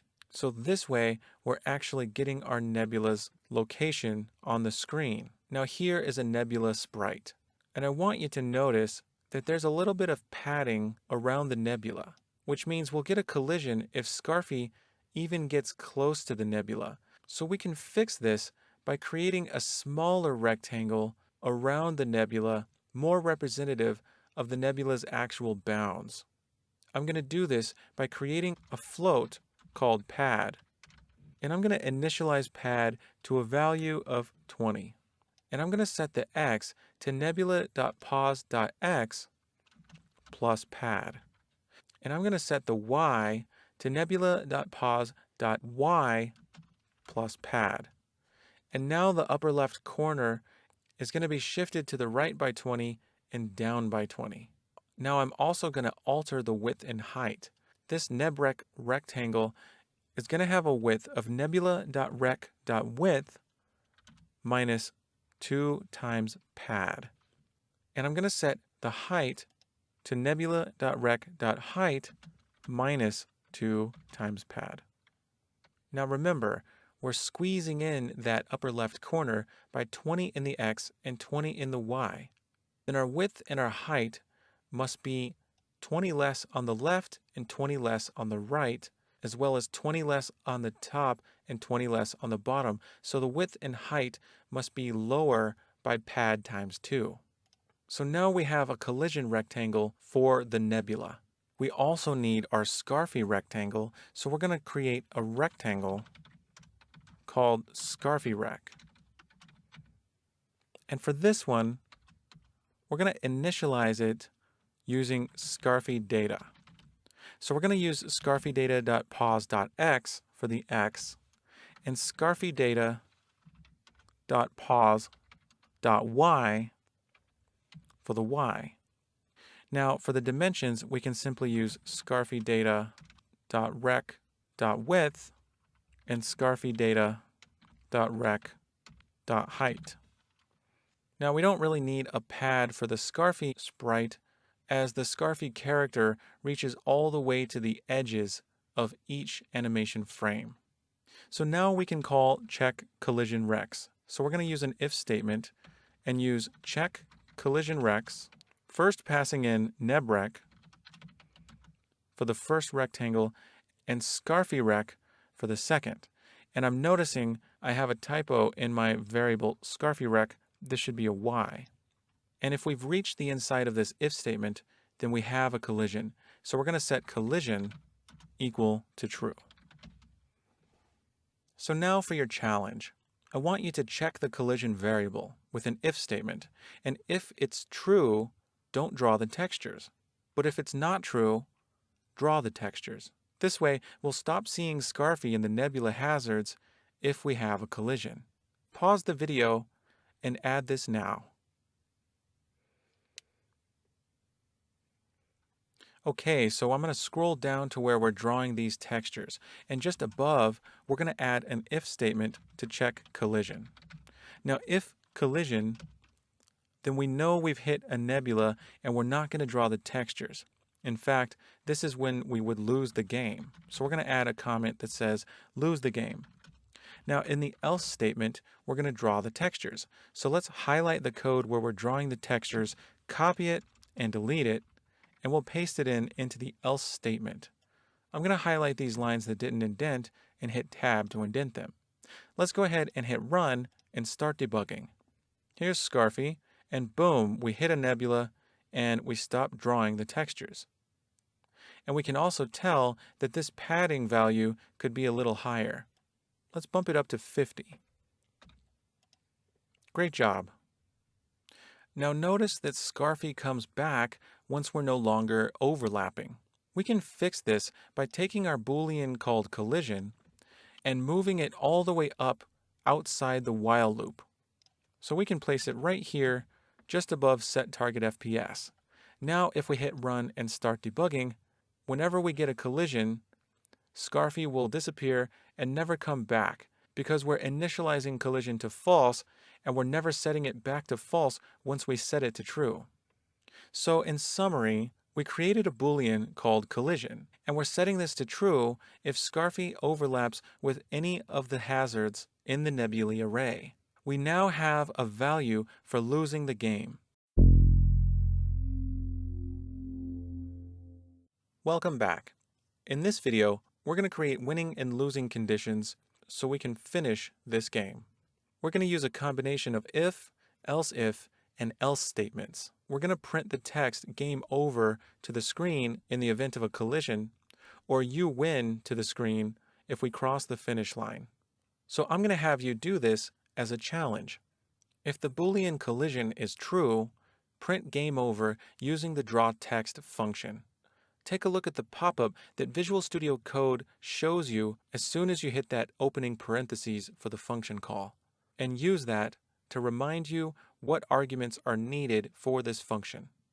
If collision is not true, use an else if to check to see if Scarfy has crossed the finish line. If so, use draw text to print you win to the screen. If neither of those are true, draw Scarfy and the nebulae. Pause the video and do this now. So here we are in our program, and we're already checking to see if collision is true. If so, we're going to lose the game. We're going to print game over to the screen using draw text. Now using the pop-up, we see that the first argument is the text, so we're going to use game over. The next argument is our X position on the screen. I'm simply going to put this a quarter of the way across the screen using window dimensions of 0, that's the window width, divided by 4. And I'd like to put this roughly halfway down the screen by using window dimensions of 1, that's the height, divided by 2. Next, we need a font size. I'm going to use 40. And finally, we want a color. I'm going to use red. That's okay if you use different values for draw text. Now we need an else if. So in between our if and our else, I'm going to place an else if statement followed by a condition and a body. And for the condition, we're going to check to see if Scarfy's X position has crossed the finish line. So we're going to say if Scarfy data.pause.x is greater than or equal to finish line. If that's the case, we've won the game, so I'm going to place a comment that says win the game. And we're going to simply draw text, so I'm going to copy this call to draw text, and instead of game over, I'm going to put you win. Now I'm going to scroll up to our size of nebulae variable. And instead of 10, I'm just going to change it to 3 so we only have 3 nebulae to jump over. Now let's test this out. Run and start debugging. Now first I'll test the lose condition. So there we have game over because I allowed a nebula to collide with Scarfy. Now let's test the win condition. So run and start debugging. Here's the first nebula. There's the second.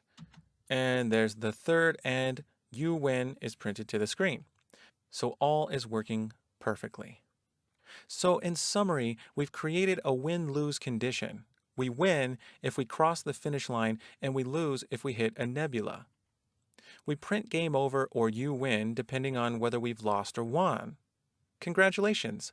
This concludes this section of the course. You've now created the Dapper Dasher game and you've learned a ton of skills along the way. Excellent job. I can't wait to see you in the next section.